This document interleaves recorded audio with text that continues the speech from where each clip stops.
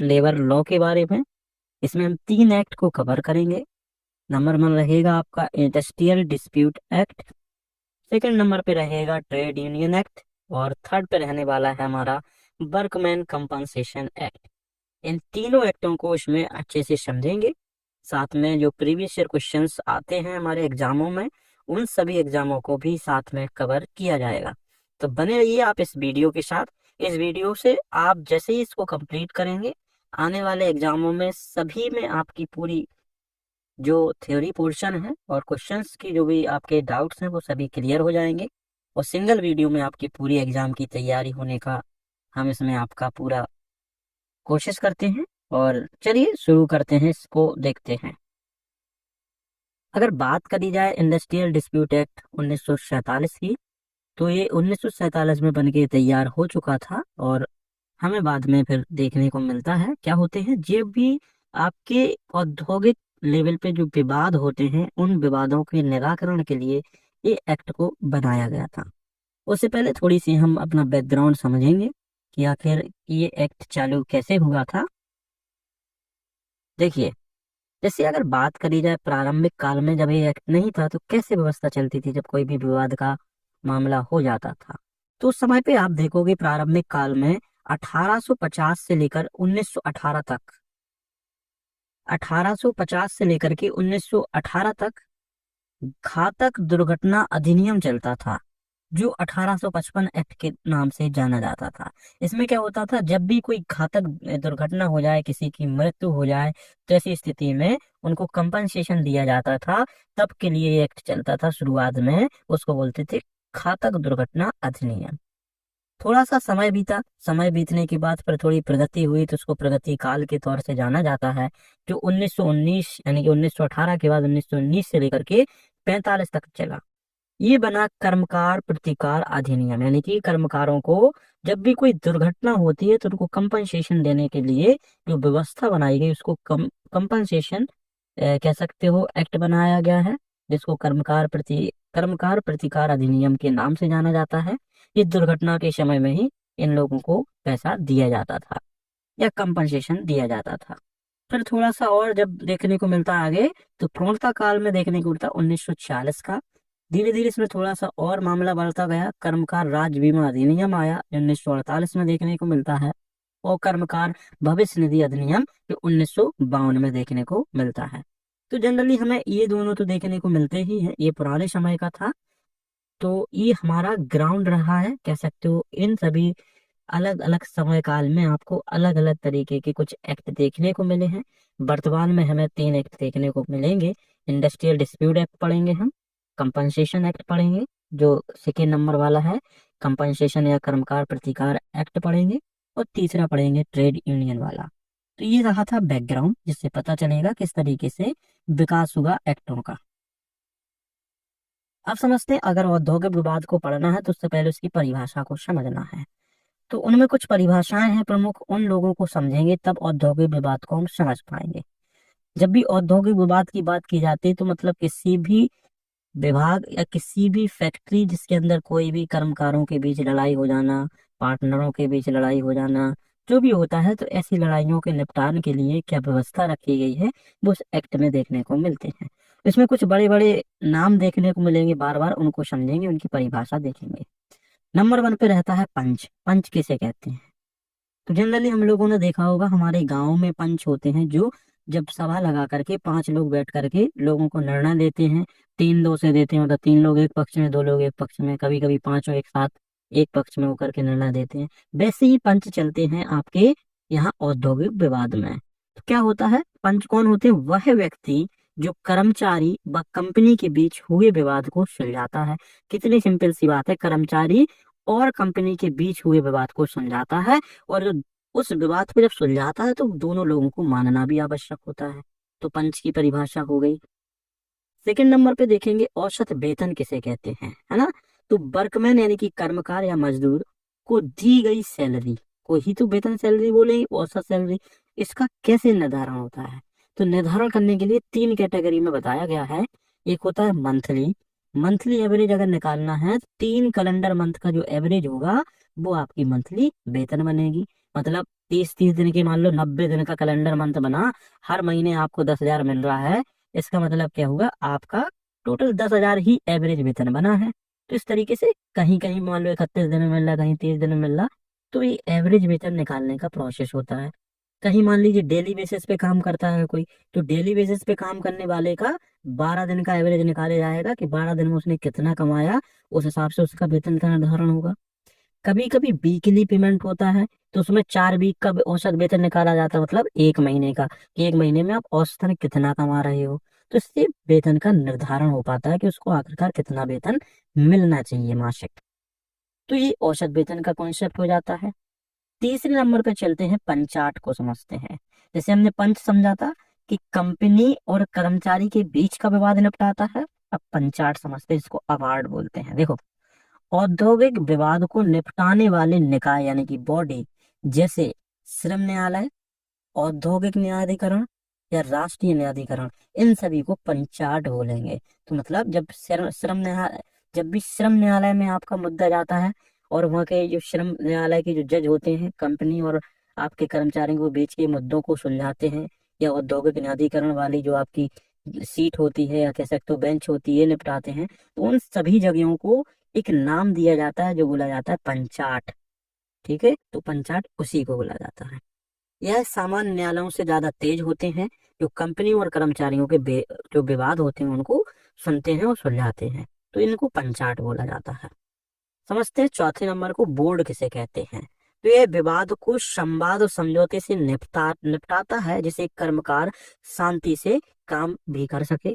तो विवाद, बोर्ड का काम क्या होता है, किसी भी चीज की मध्यस्थता को समझा करके करने के बाद क्या है, विवाद को निपटाने के लिए विवाद को, बोर्ड का क्या मतलब होता है, किसी भी विवाद को संवाद के माध्यम से निपटाने के लिए, संवाद मतलब बातचीत से एक दूसरे पर सहमति बना करके जो निपटाते हैं, वो बोर्ड माने जाते हैं। देखिए, बंदी, बंदी मतलब यहाँ पे कोई कैदी की बात नहीं चल रही, बंदी मतलब क्लोजर की बात कर रहा है। किसी भी जगह किसी फैक्ट्री को बंद करने वाली स्थिति होती है, जैसे समझे, नियोजन यानी कि काम, काम के स्थान को स्थायी तौर से बंद कर देना ही बंदी कहलाता है। छठवीं परिभाषा रहेगी, समझौता अधिकारी किसे कहते हैं। तो समझौता अधिकारी बोर्ड के द्वारा की गई कार्रवाई से है। तो समझौता अधिकारी होता है कि बोर्ड में जो व्यक्ति दो लोगों के बीच समझौता करा रहा है, उस समझौता कराने वाले ऑफिसर को समझौता अधिकारी बोला जाता है। 7 नंबर देखते हैं, नियंत्रित उद्योग किसे कहते हैं। तो कंट्रोल, जो इंडस्ट्री की बात की गई है, तो केंद्र सरकार द्वारा किसी एक्ट के अंतर्गत लोक हित में किया गया किसी उद्योग को नियंत्रण नियंत्रण उद्योग कहा जाता है।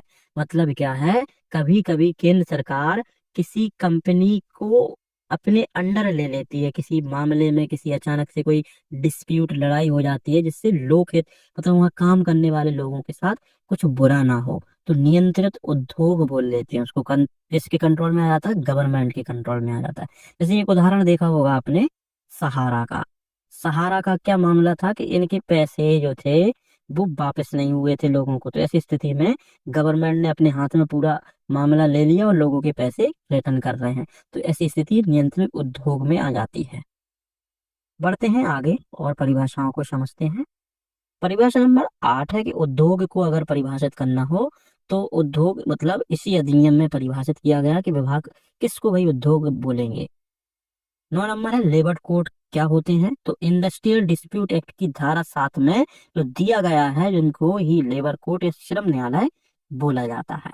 तो इंडस्ट्रियल डिस्प्यूट एक्ट की जब अपन लोग एक्ट पढ़ेंगे, तो उसमें धारा 7 के अंदर श्रम न्यायालयों की बात की जाती है। इनका काम होता है कंपनी और जो कर्मचारी, उनके बीच के विवादों को निपटाना। ये थोड़े तेज होते हैं सामान्य न्यायालयों से। अभी हमने बंदी समझा था, इसका मतलब है पूर्णतः बंद करना। आप समझते हैं तालाबंदी, जिसको लॉकआउट बोला जाता है।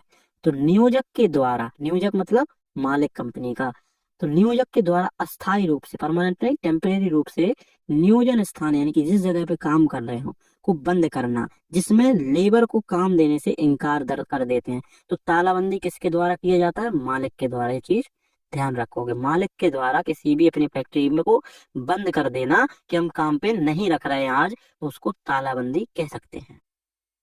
11 नंबर देखेंगे, राष्ट्रीय प्राधिकरण यानी नेशनल ट्रिब्यूनल किसे कहते हैं? तो वही धारा 7, अभी हमने धारा 7 में श्रम न्यायालय पढ़ा, तो श्रम न्यायालय भी एक किस्म का ट्रिब्यूनल है, प्राधिकरण है। तो धारा 7 के अंतर्गत गठित राष्ट्रीय उद्योग अधिकरण से है। तो धारा 7 में जितने भी मामलों को सुनने वाले जो प्राधिकरण ट्रिब्यूनल है या बेंच हैं, जो जजों की बेंच होती है, उन सभी को राष्ट्रीय प्राधिकरण या अलग अलग नामों से जाना जाता है, श्रम न्यायालय या प्राधिकरण के नाम से जाना जाता है। अब रहेगी 12 नंबर हमारी, हड़ताल यानी स्ट्राइक किसे कहते हैं? तालाबंदी समझ लीजिए, तालाबंदी मालिक के द्वारा लगाया जाता है, बंदी मतलब काम के स्थान को स्थायी तौर से बंद कर देना। हड़ताल को क्या कहते हैं समझे? वर्कमैन यानी काम करने वाले मजदूरों के द्वारा मिलकर पूर्ण रूप से काम को रोक देना, उसी को काम बंद कर देना ही स्ट्राइक कहा जाता है। तो पूर्ण रूप से काम को रोक देना ही स्ट्राइक कहा जाता है। तो ये स्ट्राइक की परिभाषा हो जाती है। 13 नंबर परिभाषा है, ट्रेड यूनियन किसे कहते हैं? तो ट्रेड यूनियन एक्ट 1926 में जो बताया गया है उसी को ट्रेड यूनियन बोला जाता है। ये पूरा एक्ट हम इसी वीडियो में पढ़ेंगे, तो उसकी परिभाषा आगे समझेंगे। देखिए, औद्योगिक विभाग अधिनियम की अगर परिभाषा समझना हो तो क्या बनेगी?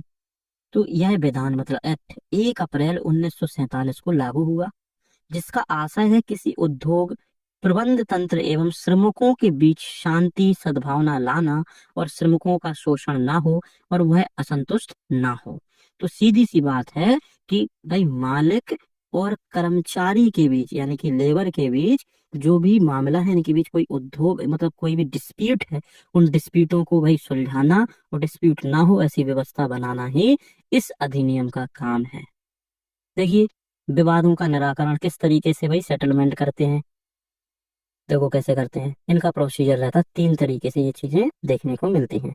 नंबर 1 तरीका रहता है समझौते के माध्यम से, दूसरा रहता है भाई किसी कोर्ट में जाकर के, तीसरा होता है पंच के द्वारा। अब एक एक को समझते हैं, इसी एक्ट में अच्छे से ये चीजें देखी जाती हैं।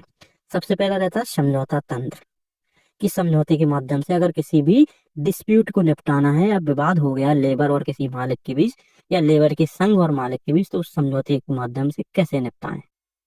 क्या होता है पहले समझते हैं। कार्य समिति सेक्शन 3 में दी गई है, इसका काम क्या होता है? इसका काम होता है नियोजक यानी मालिक और जो मजदूर होते हैं कर्मकार के हितों को सुरक्षित रखना, दोनों पक्षों की शिकायतों मतभेदों का निवारण करना ही किसी भी कार्य समिति का काम रहेगा। कार्य समिति का गठन क्या होगा कि मालिक और कर्मचारियों के हितों को सुरक्षित रखा जाए और दोनों के मतभेदों का निवारण किया जाए। इसका गठन कैसे होता है? गठन क्या होता है? सरकार के आदेश के हिसाब से उसी औद्योगिक संस्थान की होगी। कार्य समिति किसकी होगी? उसी औद्योगिक संस्थान की, मतलब कार्य समिति सरकार की नहीं होगी, लेकिन सरकार का आदेश रहेगा उस फैक्ट्री को कि भाई तुम अपनी कार्य समिति गठित करो। जहां कार्यरत कर्मचारियों की संख्या 100+ हो, जहां पे मजदूरों की संख्या 100+ हो, वहां पे कार्य समिति बनाई जाएगी।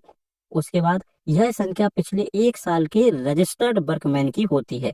पिछले साल अगर कम से कम 100 लोगों का जो रजिस्ट्रेशन हुआ है 365 दिन के दौरान, उसी के हिसाब से कार्य समिति का गठन हुआ। उससे कम अगर मजदूर किसी भी संस्थान है तो वहाँ कार्य समिति बनाने की जरूरत नहीं होती है। समझे बात को? प्रतिनिधित्व कैसे होते हैं भाई? समिति बन गई है तो समिति में अधिकतम 20 सदस्य होंगे। 100 लोग तो मतलब 100 लोगों की संख्या होनी चाहिए रजिस्टर्ड, लेकिन 20 लोग उस समिति के सदस्य होंगे, जिसमें नियोजक यानी मालिक और कर्मकारों का समान संख्या में प्रतिनिधित्व होगा। भाई मालिक का और कर्मकारों दोनों लोगों का समान रूप से प्रतिनिधित्व होना चाहिए। कभी कभी देखने को मिलता है मालिक एक से अधिक होते हैं, क्यों पार्टनरशिप में चल रही है, या हो सकता है कोई कंपनी बड़ी शेयरिंग से चल रही है जिसमें एक से अधिक 10-20 मालिक होते हैं। तो सभी लोगों की यहाँ पे क्या है कंडीशन, वही सिमिलर रहना चाहिए, रेशियो सेम रहना चाहिए। देखो, मालिक क्या करता है? प्रतिनिधि दल बना सकता है, भाई खुद ना जा करके उसका प्रतिनिधित्व जो भी लोग करेंगे उस दल को काम दे देगा मालिक, तो प्रतिनिधि दल बना सकता है। तो इस तरीके से प्रतिनिधि दोनों लोग मिलकर सेम रेशियो में करते हैं। अब समझते हैं किस तरीके से इसका निर्वाचन होता है कार्य समिति का। तो निर्वाचन कैसा होता है? नियोजक संख्या अपनी देख रेख में निर्वाचन कराएगा। इसमें सभी कर्मकार वोट डाल सकते हैं जिनकी आयु 19+ हो और 1 साल कंपनी में काम कर चुके हों। तो भाई जितने भी सदस्य जो बन रहे हैं इन सभी को चुनने के लिए, जो बड़े बड़े पदों के लिए चुनाव होंगे तो उसमें सभी लोग वोट डालेंगे। और भाई और अपनी देख रेख में कौन कराएगा? नियोजक कराएगा, अपनी देख रेख में कराएगा और कर्मकार वोट डालेंगे। 19 साल प्लस इसकी उम्र होनी चाहिए वोट डालने की, 1 साल से काम कर रहे हो। इतनी सभी क्वालिफिकेशन होने के बाद ही उस क्षेत्र के जितने भी मजदूर हैं, इस कमेटी में जो भी लोग बड़े बड़े पद पे सेलेक्ट किए जा रहे हैं, उनको वोट डाल करके सेलेक्ट करेंगे कार्य समिति में। और कार्य समिति के बाद इसकी पद्धति काम कैसे होगा, देखिए। समिति के गठन के बाद उसी में से निम्न पदों को चुना जाएगा। एक समिति में से अध्यक्ष को चुना जाएगा, 2 उपाध्यक्ष चुने जाएंगे, 1 मंत्री चुना जाएगा और 1 संयुक्त मंत्री चुना जाएगा। तो चुनाव प्रतिवर्ष होता है, ठीक है, सभी लोगों का होता है, अध्यक्ष हो चाहे अन्य जो भी सभी लोग, हम चारों की बात करें, इनके सभी के हर साल चुनाव होंगे। समिति का कार्यकाल 2 वर्ष का रहेगा, मतलब समिति का जो गठन हुआ है 2 सालों तक चलता है। निर्णय बहुमत के आधार पे, भाई जिसको ज्यादा वोट दिए गए हैं उसको बहुमत दिया जाएगा। समिति का कार्यकाल 2 साल रहता है और अध्यक्षों को बदला जा सकता है, तो समिति भंग नहीं होती है, अध्यक्षों को चेंज कर सकते हैं प्रतिवर्ष। यहाँ हो जाता है हमारा पहला वाला, कार्य समिति कैसे गठित होती है। किसी भी अगर समझौता अधिकारी समझौता मान लीजिए कर रहा है किसी 2 लोगों के बीच में, तो कार्य समिति के माध्यम से ही तो होगा। अब इसमें से समझते हैं सेकेंड वाला पॉइंट। सेकेंड वाला है आपका समझौता अधिकारी, जिसको कॉन्सुलेशन ऑफिसर बोला जाता है। सेक्शन 4 में इनकी परिभाषा दी गई है, क्या है देखिए। सरकार इस पद की नियुक्ति राजपत्र में विज्ञापन से करती है। तो समझौता अधिकारी किसी कंपनी का खुद का ऑफिसर नहीं होता है, ये होता है गवर्नमेंट का। इससे पता चलता है क्योंकि राजपत्र के माध्यम से इसको नियुक्त किया जाता है। यह नियुक्ति स्थायी अस्थायी विशेषित उद्योग के लिए हो सकती है। तो नियुक्ति कैसी भी हो सकती है, स्थायी भी नियुक्त कर सकते हैं परमानेंट तौर से, अस्थायी कुछ समय के लिए, किसी विशेष क्षेत्र में अचानक जरूरत है उधर, तो कैसी भी जैसी जरूरत है सरकार को वैसे अधिकारी नियुक्त कर सकते हैं। भाई योग्यता सरकार निर्णय करेगी, सरकार के विवेक के ऊपर आधारित है कि उसको कितने योग्य चाहिए किस फील्ड में, उस हिसाब से उसकी योग्यता निर्धारित की जाती है। इसके अधिकार क्या रहते हैं, देखिए। धारा 12 के अनुसार सराधन अधिकारी, इसी को समझौता अधिकारी बोलते हैं, इसको सराधन अधिकारी भी कहा जाता है, का काम नियोजक और कर्मकारों के मतभेद को दूर करना। तो इनका काम क्या होता है कि भाई मालिक और कर्मकारों के मतभेद को दूर करना, उनका मध्यस्थता कराना और दोनों लोगों के हितों को सुरक्षित रखना, ये उनके अधिकार होते हैं, इसलिए उनको चुना जाता है। कार्रवाई क्या कर सकते हैं, उसी दिन से शुरू कर सकते हैं जिस दिन ऑफिसर को हड़ताल या तालाबंदी का नोटिस मिल जाता है। जन उपयोगी सेवाओं से जुड़े मामले पर तत्काल कार्रवाई भी कर सकते हैं। भाई कार्रवाई तभी तो करेंगे जब उनको नोटिस मिलेगा कि भाई हड़ताल हो गई, हड़ताल कर रहे हैं मजदूर, या तालाबंदी कर दी है मालिक ने, तो ऐसी स्थिति में उनके मुद्दों को सुलझाने के लिए ऑफिसर जाएगा, भाई क्यों तालाबंदी कर दी, कारण बताओ, फिर एक दूसरों की समझौता करा करके मुद्दों को निपटाने का काम करते हैं। कोई इमरजेंसी प्रोडक्ट बनते हैं उस जगह पे कि उस प्रोडक्ट के ना बनने से भाई देश में दिक्कत आ सकती है, तो तत्काल भी कार्रवाई करा सकता है यह अधिकारी। आप समझते हैं प्रतिवेदन, समझौता अधिकारी 14 दिन के अंदर अपनी रिपोर्ट सरकार को सौंप देगा। कभी कभी दोनों पक्षों की सहमति से टाइम को बढ़ाए जाने की अपील समझौता अधिकारी सरकार से कर सकता है। 14 दिन में भाई फिक्स है कि देना ही है सरकार को रिपोर्ट बनाकर। अगर ये लोग समय ज्यादा ले रहे हैं मालिक और नौकरों की टीम, तो ऐसी स्थिति में मालिक और आपके कर्मकार जो होते हैं तो समय मांग सकते हैं समझौता अधिकारी के माध्यम से सरकार से कि थोड़ा समय चाहिए। तो इतने अधिकारी के पास अपने खुद के ये पावर्स रहते हैं। आप समझते हैं इसी में से समझौता बोर्ड का काम क्या होता है। तो गठन कौन करता है, सरकार द्वारा होता है, राजकीय राजपत्र द्वारा। तो भाई ये भी राजपत्र के माध्यम से ही इसका गठन होता है समझौता बोर्ड का। सदस्य रहते हैं 3 या 5 या कोई भी ऑड संख्या में, 3 रहे, 5 रहे, 7 रहे, 11 रहे, जो भी ऑड में रहेगा। अध्यक्ष कौन बनेगा इसका समझौता बोर्ड का, सरकार द्वारा नियुक्त नियोजक और कर्मकार को छोड़कर कोई भी इसका अध्यक्ष बनेगा। किसका, समझौता बोर्ड का अध्यक्ष कोई भी मालिक और जो भी आपके कर्मचारी उनको छोड़कर किसी को भी अध्यक्ष बनाया जाएगा। बैठकें कैसी होंगी, 5 सदस्यों में से 3 कोरम और कार्य करने हेतु बैठकें, मतलब सीधी सी बात है 5 सदस्यों में से कम 3 लोग बैठक में मौजूद हों, तब जाकर के उनकी बैठकों को आगे बढ़ाया जाता है। 3 से कम लोग इसमें अगर मौजूद हो रहे हैं तो उस बैठक को बैठक नहीं माना जाता है। कार्य कैसे होते हैं, धारा 13 में बोर्ड के कार्य न्यायिक नहीं होते, मतलब दंड देने की प्रक्रिया नहीं है, किसी को सजा सुनाना, किसी विवाद पर अपना कार्य करती है, विवाद पे क्या करती है, काम करती है और मदद करती है भाई समझौता कराने का, बस अपने न्यायिक कार्य नहीं कर सकती है। आगे बढ़ते हैं। आप समझते हैं न्यायाधिकरण यंत्र, इसको हम ट्रिब्यूनल बोल सकते हैं। तो हमने दो तीन चीजें देखी, सबसे पहले कमेटी देखी, फिर हमने देखा समझौता अधिकारी, और फिर हमने तीसरे नंबर पे देखा समझौता बोर्ड। अब देखेंगे न्यायाधिकरण यंत्र, तो कैसे चलता है ये। तो इसमें आते हैं आपके श्रम न्यायालय, राष्ट्रीय प्राधिकरण। तो श्रम न्यायालय धारा 7 के अंतर्गत आते हैं। इनका काम होता है औद्योगिक विवादों के न्याय निर्णय हेतु सरकार गजट गजट के माध्यम से श्रम न्यायालयों का गठन करेगी। तो भाई श्रम न्यायालय सरकार गजट के माध्यम से बनाने का काम करती है। श्रम न्यायालय केवल एक व्यक्ति से गठित होगा, जिसे पीठासीन अधिकारी बोलेंगे। तो श्रम न्यायालय में केवल एक व्यक्ति को ही नियुक्त करेगी सरकार, उसके बाद श्रम न्यायालय में जितने भी कर्मचारी हैं उनको नियुक्त करने का काम उसी अधिकारी का रहता है। भाई उस एक व्यक्ति को जो जज को या जज बोला जाएगा, तो उसको कैसे नियुक्त किया जाएगा, उसकी क्या क्वालिफिकेशन रहेंगी, अहर्ताएं। भारत में कम से कम 7 वर्ष तक न्यायिक पद पर रहा हो, जज रहा हो, हाई कोर्ट का जज रहा हो, अथवा है ये सभी, कम से कम 3 वर्षों तक डिस्ट्रिक्ट कोर्ट या एडिशनल जज रहा हो, विधिक सेवा क्लास 3 का अधिकारी या 3 वर्ष का अनुभव रखता हो। तो इनमें से कोई एक अगर आपके पास आता है, तो आप न्यायालय के श्रम न्यायालय के पीठासीन अधिकारी बनने के लायक हो जाते हो।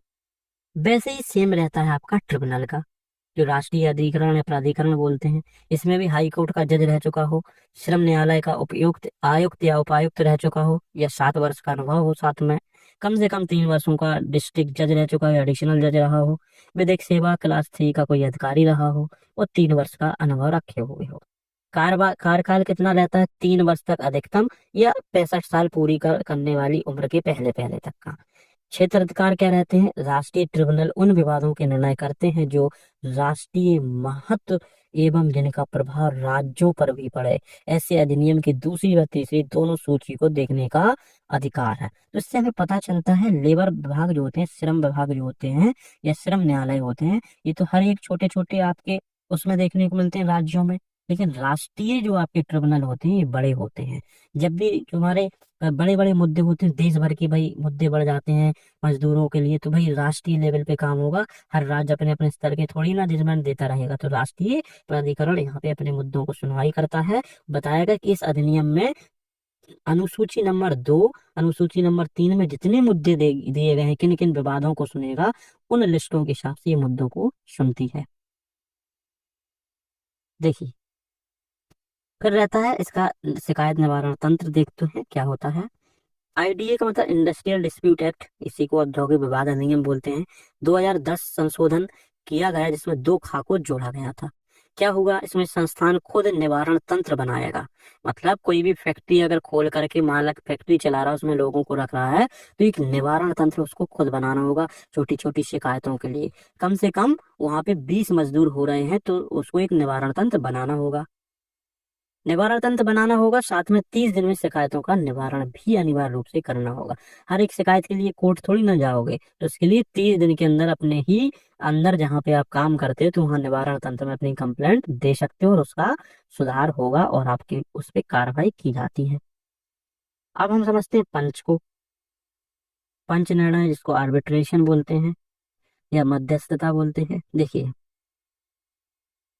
मतलब नियोजक एवं कर्मकार की सहमति से संपंच होने पर मामलों के निर्णय हेतु अंपायर का निर्णय मान्य होता है, जिस अंपायर को पंच मानेंगे। देखिए क्या मतलब है इसका। कभी कभी देखने को मिलता है कि भाई चार पंच थे कहीं पे, 4 पंचों ने दो दो से मुद्दे को बोल दिया कि 2 लोग बोल रहे ऐसा होगा, 2 बोल रहे नहीं ऐसा नहीं होगा। तो कौन फंस गए भाई? कोई भी रिजल्ट निकल के नहीं आ पा रहा। तो इनमें एक अंपायर बनाया जाता पहले से ही, कि अब अंत में अंपायर का निर्णय मानना होगा, कि अंपायर बोला नहीं ऐसा होगा, तो सभी लोगों को उसी की बात मानना होगा। क्या बोला गया है? संपंच होने पर मामले के निर्णय हेतु अंपायर का निर्णय मान्य होगा। और जिस अंपायर को भी पंच ही चुनेंगे, पहले ही चारों पंच मिलकर के अंपायर को चुन लेते हैं। जब सम संख्या होती है, विषम संख्या में अंपायर की जरूरत नहीं होती है। तो ऐसे भी मामले देखने को मिलते हैं। थोड़े आगे बढ़ते हैं हम। औद्योगिक विवाद की धारा 2 में देखने को मिलते हैं, किन्हें विवाद कहा जाएगा। देखते हैं। नियोजक और कर्मचारियों के बीच हुए डिस्प्यूट को विवाद कहेंगे।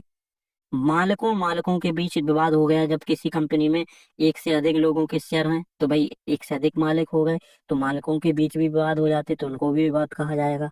मजदूरों मजदूरों के भी विवाद हो जाता है एक दूसरे में, तो उसको भी विवाद कहा जाएगा, वो औद्योगिक विवाद के दायरे में आएगा।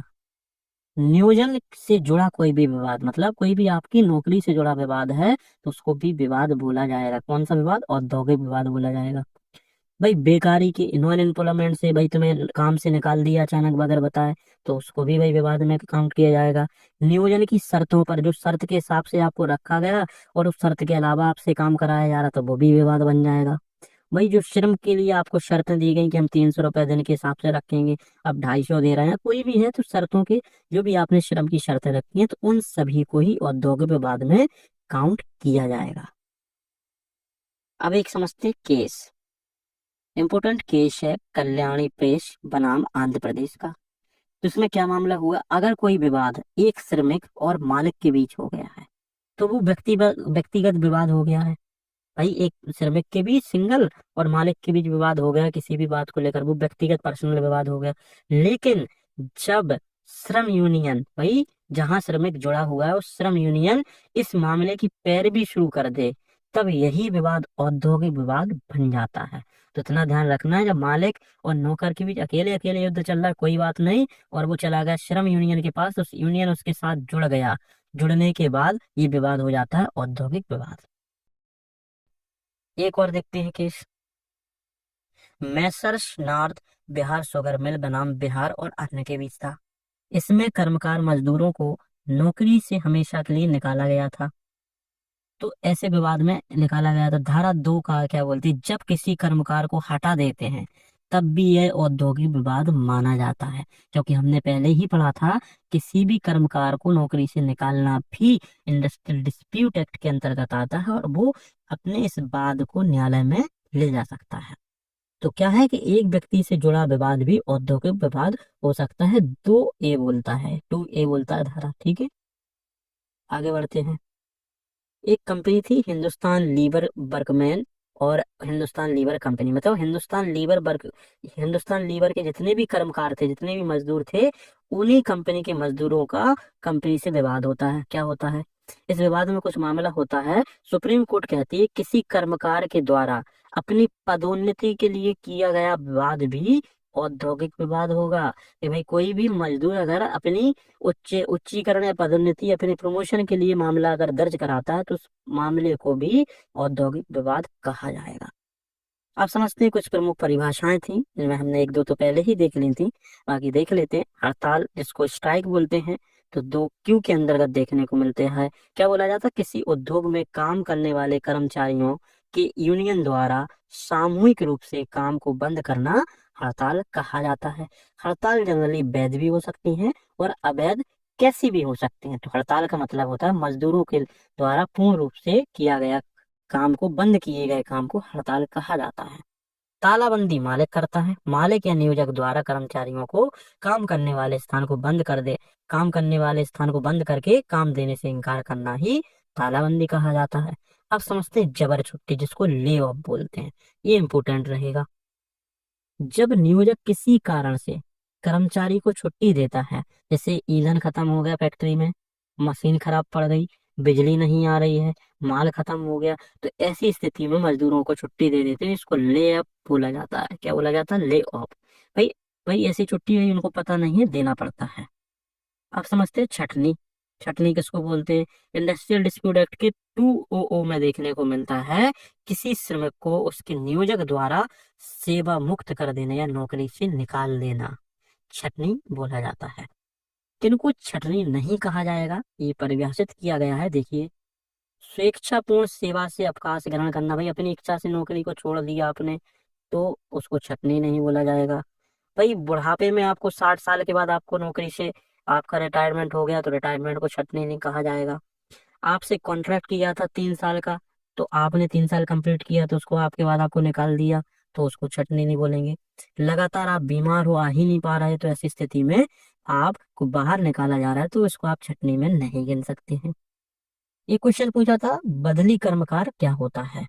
तो मतलब किसी भी व्यक्ति के हिस्से का काम आप कर रहे हो, आप उसमें फैक्ट्री में काम ना करते हुए उसकी जगह रिप्लेस हो जाते हैं, उसको बदली कर्मकार बोलते हैं। देखिए 25 ग्राम है, वे श्रमिक जो किसी औद्योगिक संस्था में किसी ऐसे कर्मकार के बदले जो संस्था में रजिस्टर्ड रोल में दर्ज है और इसके स्थान पर टेम्परेरी आप काम करने पहुंचते हो, और 1 साल से कम आप अगर आप काम कर रहे हैं तो आपको बदली कर्मकार बोला जाएगा। तो किसी भी कंपनी में ऑलरेडी काम करने वाले व्यक्ति के स्थान पे आप काम करने जाते हो और 1 साल से कम समय के लिए आप उस जगह काम कर रहे हो और वो व्यक्ति नहीं आ पा रहा है, तो आप क्या हो, बदली कर्मकार कहा जाएगा, उसके बदले में आ रहे हो।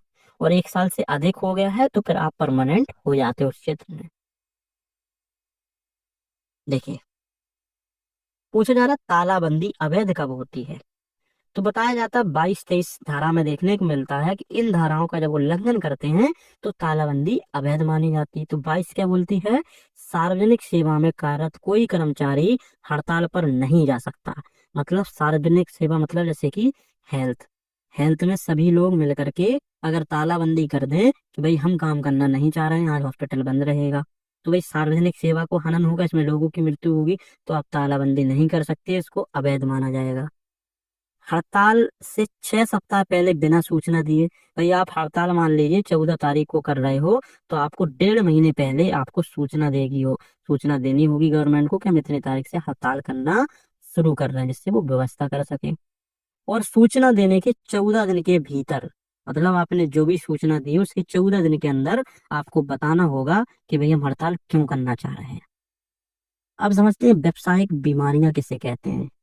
तो आईडीए यानी कि इंडस्ट्रियल डिस्प्यूट एक्ट की अनुसूची भाग ए बी सी में दर्ज दिया गया है। तो भाई अनुसूची की ए बी सी 3 अगर अनुसूचियों को पढ़ेंगे तो उसमें बताया गया है कि कौन सी बीमारी व्यावसायिक बीमारी होगी।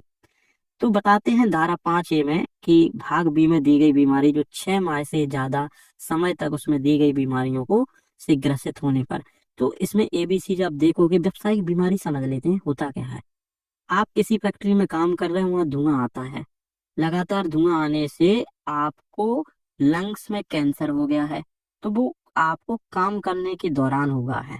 आपका मान लो काम करने के दौरान हाथ में फ्रैक्चर हो गया है, कोई भी ऐसी दुर्घटना घट जाती है जिससे आपके शरीर को हानि पहुंच रही है, तो व्यावसायिक बीमारियों में गिना जाता है। उनकी लिस्ट एबीसी अनुसूची में देखने को मिलता है। आप पूछते हैं न्यूनतम मजदूरी अधिनियम क्या है, 1948 में आता है। तो कानून द्वारा स्वीकृत न्यूनतम वेतन दरों को दैनिक आधार पर इंगित करना जो पूरे भारत में मान्य हो। कहने की बात है, अगर सरकार ने 300 रुपया प्रति डे के हिसाब से अगर न्यूनतम मजदूरी को फिक्स कर दिया है, तो कोई भी कंपनी का मालिक मजदूरों को 100 और 200 रुपए में फिर नहीं रख सकता, उसको कम से कम 300 रुपये पर डे देना होगा। तो ये न्यूनतम मजदूरी अधिनियम के तहत फिक्स किया जाता है।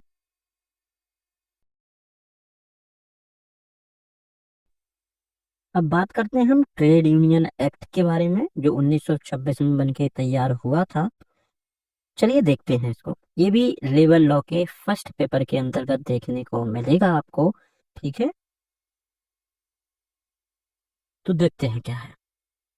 नंबर 1 में देखने को क्या मिलता है कि क्षेत्र क्या है संपूर्ण भारत में। तो ट्रेड यूनियन एक्ट को जम्मू कश्मीर या किसी अन्य क्षेत्र को छोड़ करके नहीं, बल्कि पूरे भारत में इसको लागू किया गया था। और देखते हैं लागू कब किया गया। इसको लागू किया गया 1 जून 1927 को, बन के तैयार हुआ था 1926 को।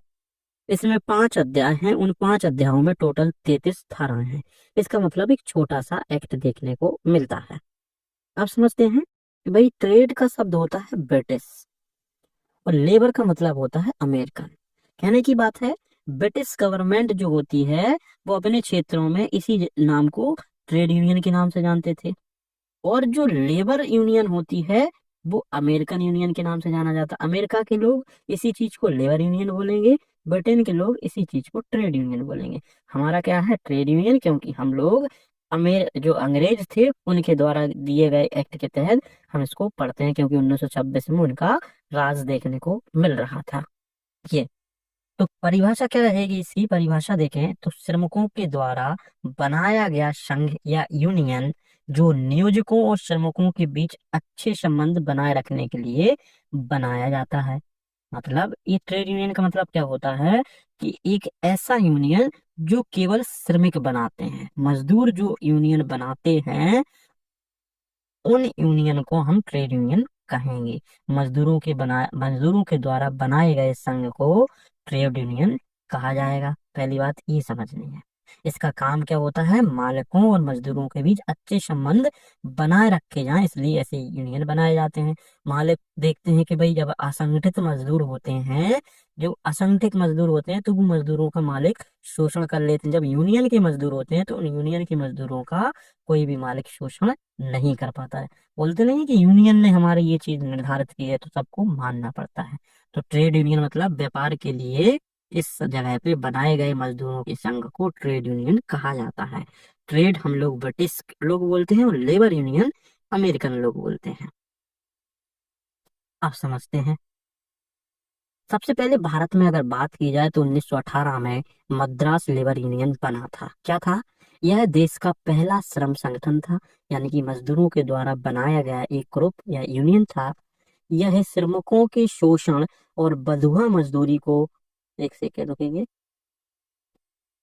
यह श्रमिकों के शोषण और बंधुआ मजदूरी को खत्म करने के लिए बनाया गया था। यह श्रमिकों को संघ के माध्यम से विद्रोह यानी कि प्रोटेस्ट करने की मदद भी करता था।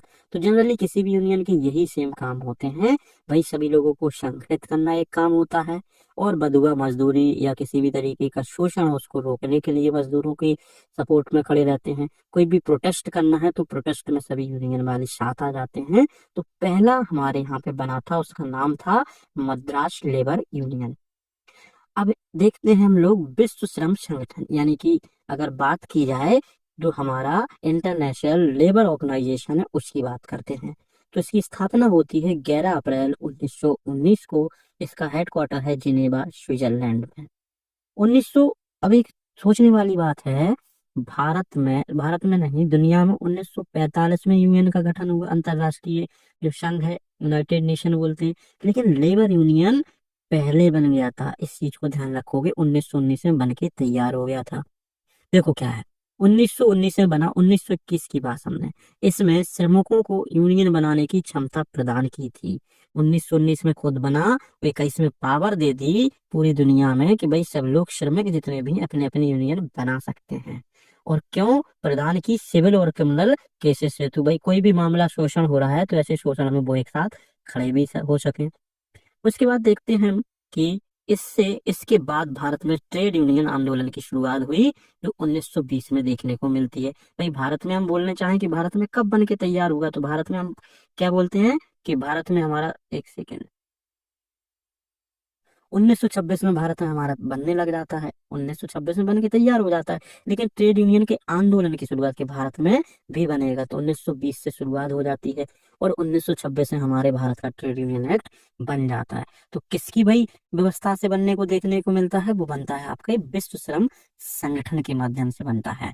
तो भाई विश्व श्रम संगठन ने बोला सभी देशों से, भाई सभी देशों में जितने भी श्रमिक हैं उनको यूनियन बनाने की क्षमता मिले। तो सभी देशों से भाई ये आग्रह किया कि सभी लोग अपने अपने देश के अंदर ट्रेड यूनियन एक्ट बनाए, जिस एक्ट के तहत वो अपने अपने संगठनों को रजिस्टर कर सके। तो 26 में हमें अपने भारत में देखने को मिलता है। अब इनकी कार्य समझते हैं होते क्या हैं। तो इनके कार्य होते हैं, नंबर 1 देखें, वेतन शर्तों से जुड़े मामलों पर बातचीत करना। भाई कभी कभी वेतन कि आप कितना रुपए हमें दोगे, 350 रुपये पर डे दोगे, काम कितने कराओगे, 6 घंटे ही हम काम करेंगे, हफ्ते में एक दिन हम ऑफ लेंगे। तो ये सब शर्तें कौन निर्धारित करेगा? यूनियन निर्धारित करेगा, जिन ग्रुप से वो लोग जुड़े हुए हैं। भाई कोई भी नियमों में परिवर्तन हो रहा है तो मालिकों और जो यूनियन है उनसे भी चर्चा हो, मिलजुल कर ही नियमों का भाई सही तरीके से मैनेज किया जाए। और उसमें देखते हैं यूनियन के सदस्यों को कानूनी और वित्तीय सलाह देना। भाई उनको कानूनी सलाह भी देना, यूनियन में जितने भी सदस्य क्या आपके कानूनी अधिकार क्या है, कोई आपका शोषण कर रहा है मालिक तो आप किस तरीके से लड़ सकते हो। अगर यूनियन के किसी भी व्यक्ति को मदद की जरूरत है पैसे की, तो यूनियन उसकी मदद भी करती है। और क्या काम होते हैं फायदे इसके? श्रम सुरक्षा मिलती है, भाई सभी लोगों की जो भी ट्रेड यूनियन होते हैं उनको सुरक्षा दी जाती है, बीमा होता है उनका। और न्यूनतम मजदूरी एक्ट के तहत उनको कम से कम मजदूरी भी फिक्स रहती है कि 350 रुपया पर डे से कम नहीं मिलेगी किसी भी जगह काम करोगे। और मजदूरी के लिए अच्छे कार्यस्थल की भी मांग रहती है भाई। ऐसे कार्यस्थलों पे काम ना मिले कि जहाँ भाई उनको दिक्कत, उनकी जान का जोखिम हो, उनको फुल व्यवस्था के साथ काम करने को मिले। जैसे किसी को भाई हवा में लटक के काम करना है, तो जमीन पे भाई कुछ ऐसी चीजें बांध दी जाती हैं जाल जैसे, गिरने पे उनको कहीं भी दिक्कत ना हो। तो एक अच्छे बेहतर कार्यस्थल की भी यहाँ पे व्याख्या करता है ट्रेड यूनियन, जिससे आप जुड़े हो। आपको कितनी छुट्टियां मिलेंगी, कार्य के कितने घंटे रहेंगे, बीमारियों पर आपके क्या अधिकार रहेंगे, इन सभी के मुद्दों पे चर्चा करना, इन सभी अधिकारों को दिलाना भी ट्रेड यूनियन का रहता है, ये कार्य रहते हैं उनके। अब बढ़ते हैं थोड़े आगे। आप समझते हैं सामूहिक सौदेबाजी यानी कि कोलैबोरेटिव बार्गेनिंग की बात करते हैं, कलेक्टिव बार्गेनिंग की।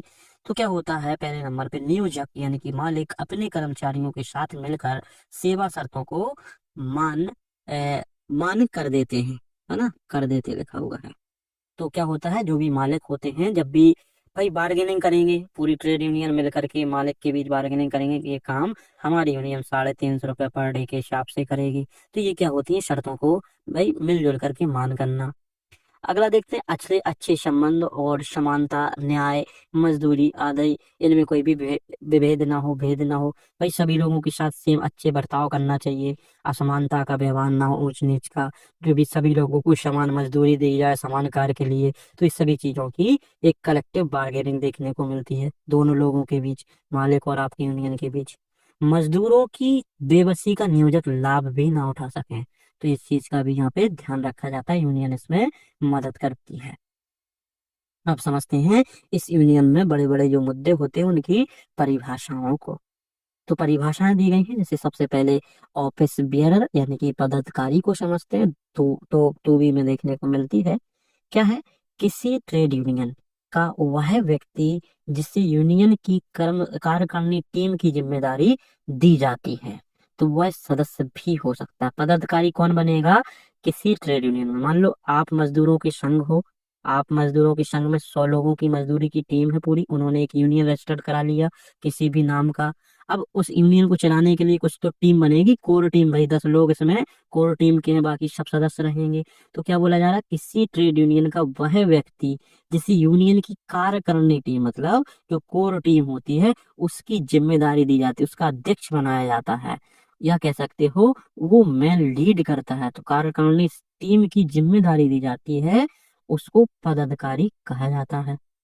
देखिए, ये ऑडिटर नहीं होगा, यानी कि आपके भाई यूनियन से जुड़े या जो भी आपकी कंपनी से जुड़े हुए उसका चार्टर अकाउंटेंट नहीं हो सकता है।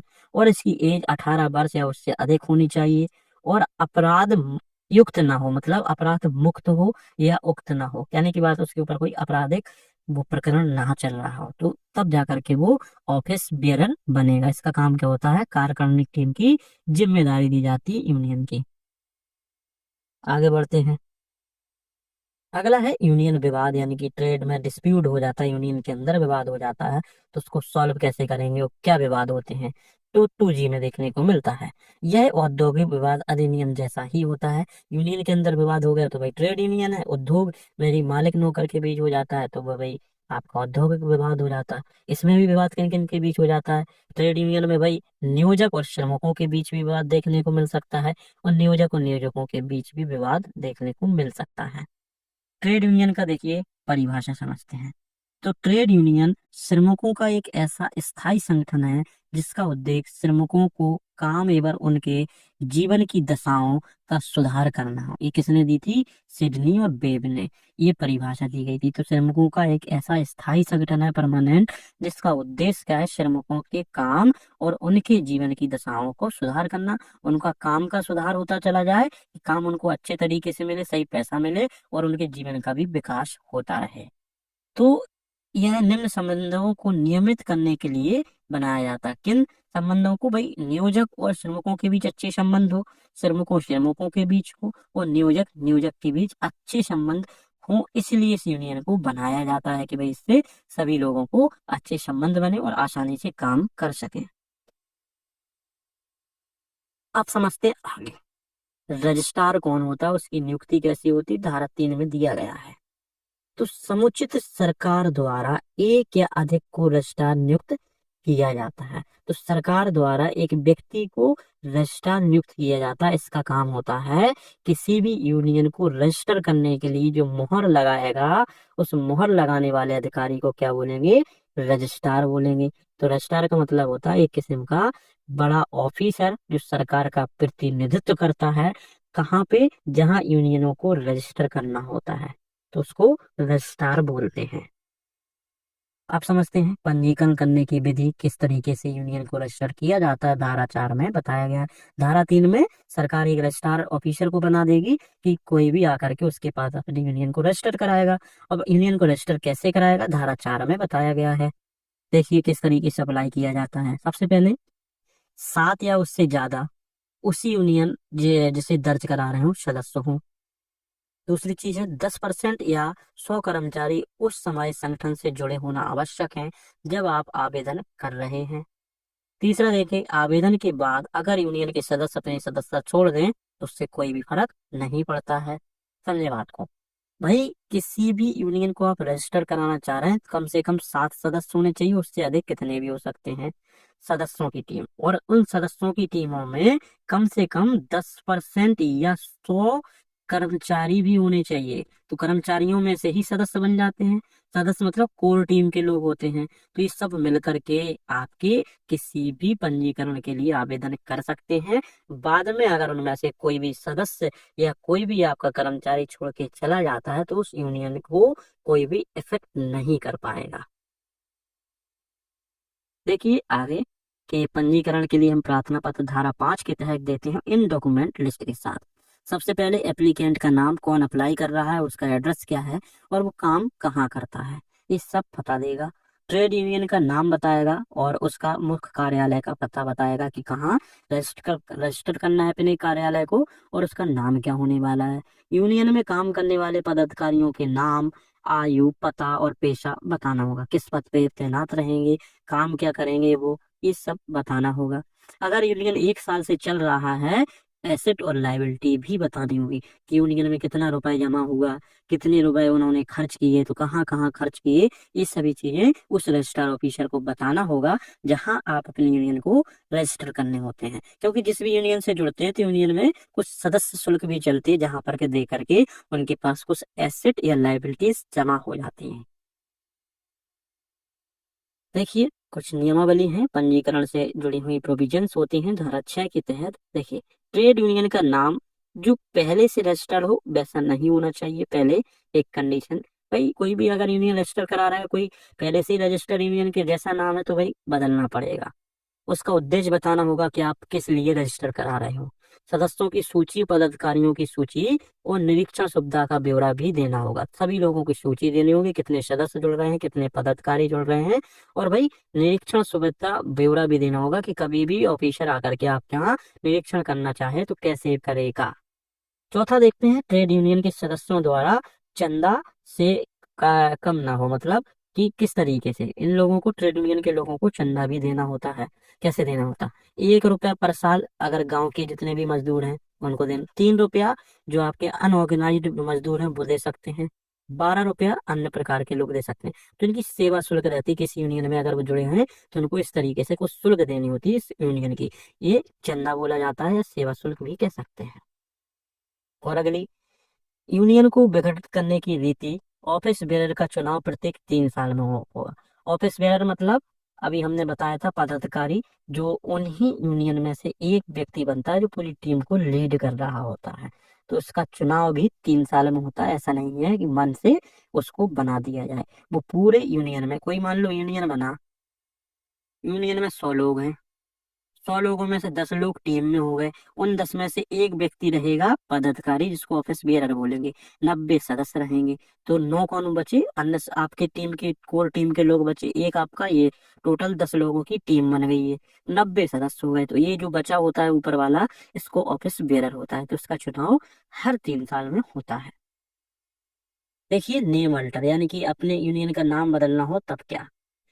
जब रजिस्ट्रेशन के दौरान उनका उसका नाम किसी दूसरी रजिस्ट्रेशन यूनियन से ना मिलता हो तो उसको बदला जाए। कहने की बात है कैसी स्थिति में, जब मान लो आप कोई भी यूनियन को रजिस्टर करा रहे हो, तो इस स्थिति में किसी दूसरे से आपका नाम मैच कर गया तो बदलना पड़ सकता है, और आप अपनी यूनियन का नाम बदलना चाह रहे हो तब भी बदल सकते हो धारा 7 के तहत। आगे बढ़ते हैं। धारा 8 पंजीकरण यानी रजिस्ट्रेशन। क्या बोला जा रहा है? रजिस्ट्रार की संतुष्टि, रजिस्ट्रार था सरकारी ऑफिसर, संतुष्टि के पास संतुष्टि के पास ट्रेड यूनियन का पंजीकरण दर्ज कराने की शक्ति है। उसके बाद उसे लीगल स्टेटस मिल जाता है। जैसे ही अपनी यूनियन को आप रजिस्ट्रार से संतुष्टि मिल जाती, मुहर लगा देता है, तो उसको अपने आप यूनियन को लीगल स्टेटस मिल जाता है कि भाई ये विधिक तौर से चल सकता है। धारा 10 क्या बोलती है? रजिस्ट्रार पंजीकरण को रद्द भी कर सकता है जब कोई धोखे या जानबूझकर या छल से पंजीकरण करा लेता है। भाई कभी कभी होता है किसी यूनियन को इस तरीके से बना लिया कि इसमें 100 लोगों को दिखा दिया, 100 लोग मौजूद ही नहीं है उस यूनियन में, और फर्जी लोगों को जोड़ लिया और उसको रजिस्टर करा लिया, तो भाई पता चलता है, तो ऐसे में रजिस्ट्रार ऑफिसर उसको भंग कर सकता है, खत्म कर सकता है। धारा 11 रद्द होने पर आवेदक हाई कोर्ट में अपील कर सकता है। अगर मान लो ऑफिसर ने गलत तरीके से कर दिया, रजिस्ट्रार ऑफिसर ने, तो आप उसकी अपील भी कर सकते हो, तो कोर्ट में जाने का अधिकार आप यूनियन के सभी लोगों को यहाँ रहता है। धारा 20 अकाउंट बुक। तो हर यूनियन अपनी यूनियन की खाता बुक को सदस्य पदाधिकारी जांच अथवा देख सकते हैं। तो कहने की बात यह है कि हर एक यूनियन में कोई, हमने बोला कि यूनियन में सदस्य अपने रुपए जमा करते हैं, 1 रुपए पर ईयर जो भी आपका रहता है, तो उस यूनियन की खाता बुक में जितने रुपए जमा हो रहे हैं, उन जमा पैसों को यूनियन के कोई भी सदस्य देख सकते हैं, पदाधिकारी भी देख सकते हैं। तो ये अकाउंट बुक की व्यवस्था हुई। धारा 21 age 15 for TU member, age 18 plus TU office bearer. समझे बात को? हमें पता है 1926 में एक्ट बना।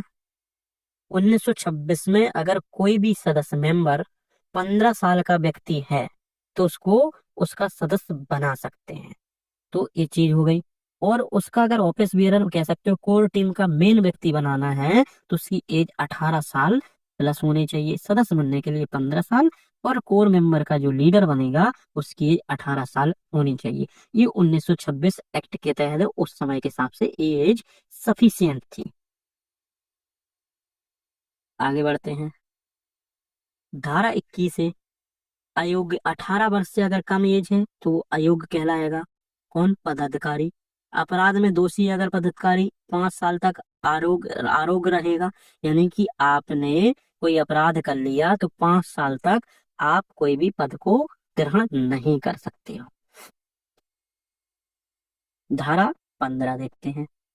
देखिए, ट्रेड यूनियन की सामान्य निधि यानी कि जो फंड जमा हो रहा हो किन उद्देश्यों पे खर्च कर सकता है यूनियन?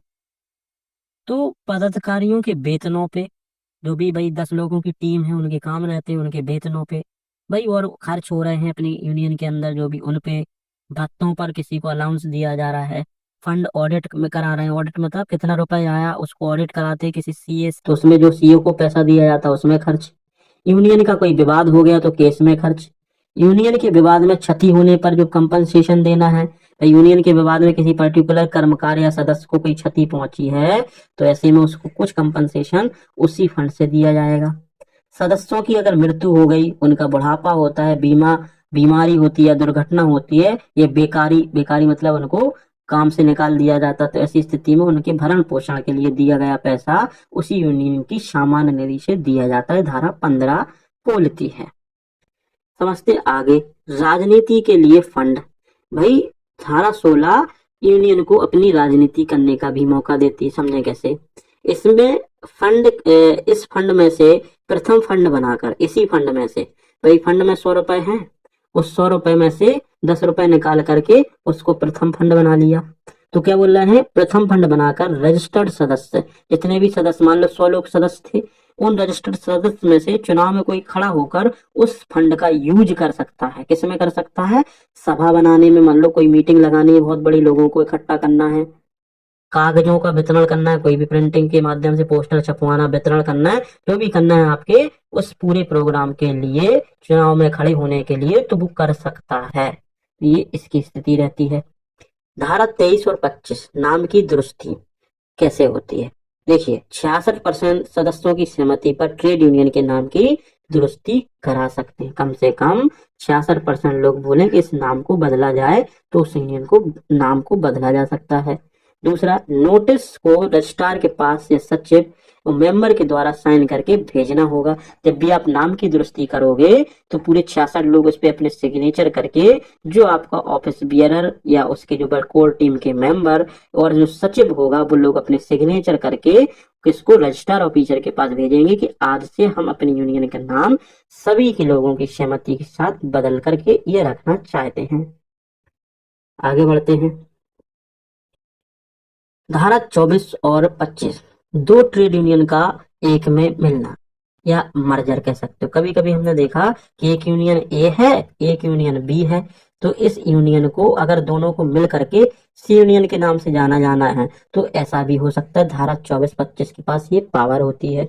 इसमें क्या होता है, 50% दोनों लोगों की सहमति, 60% वोटर्स की सहमति और नोटिस सेम होना चाहिए।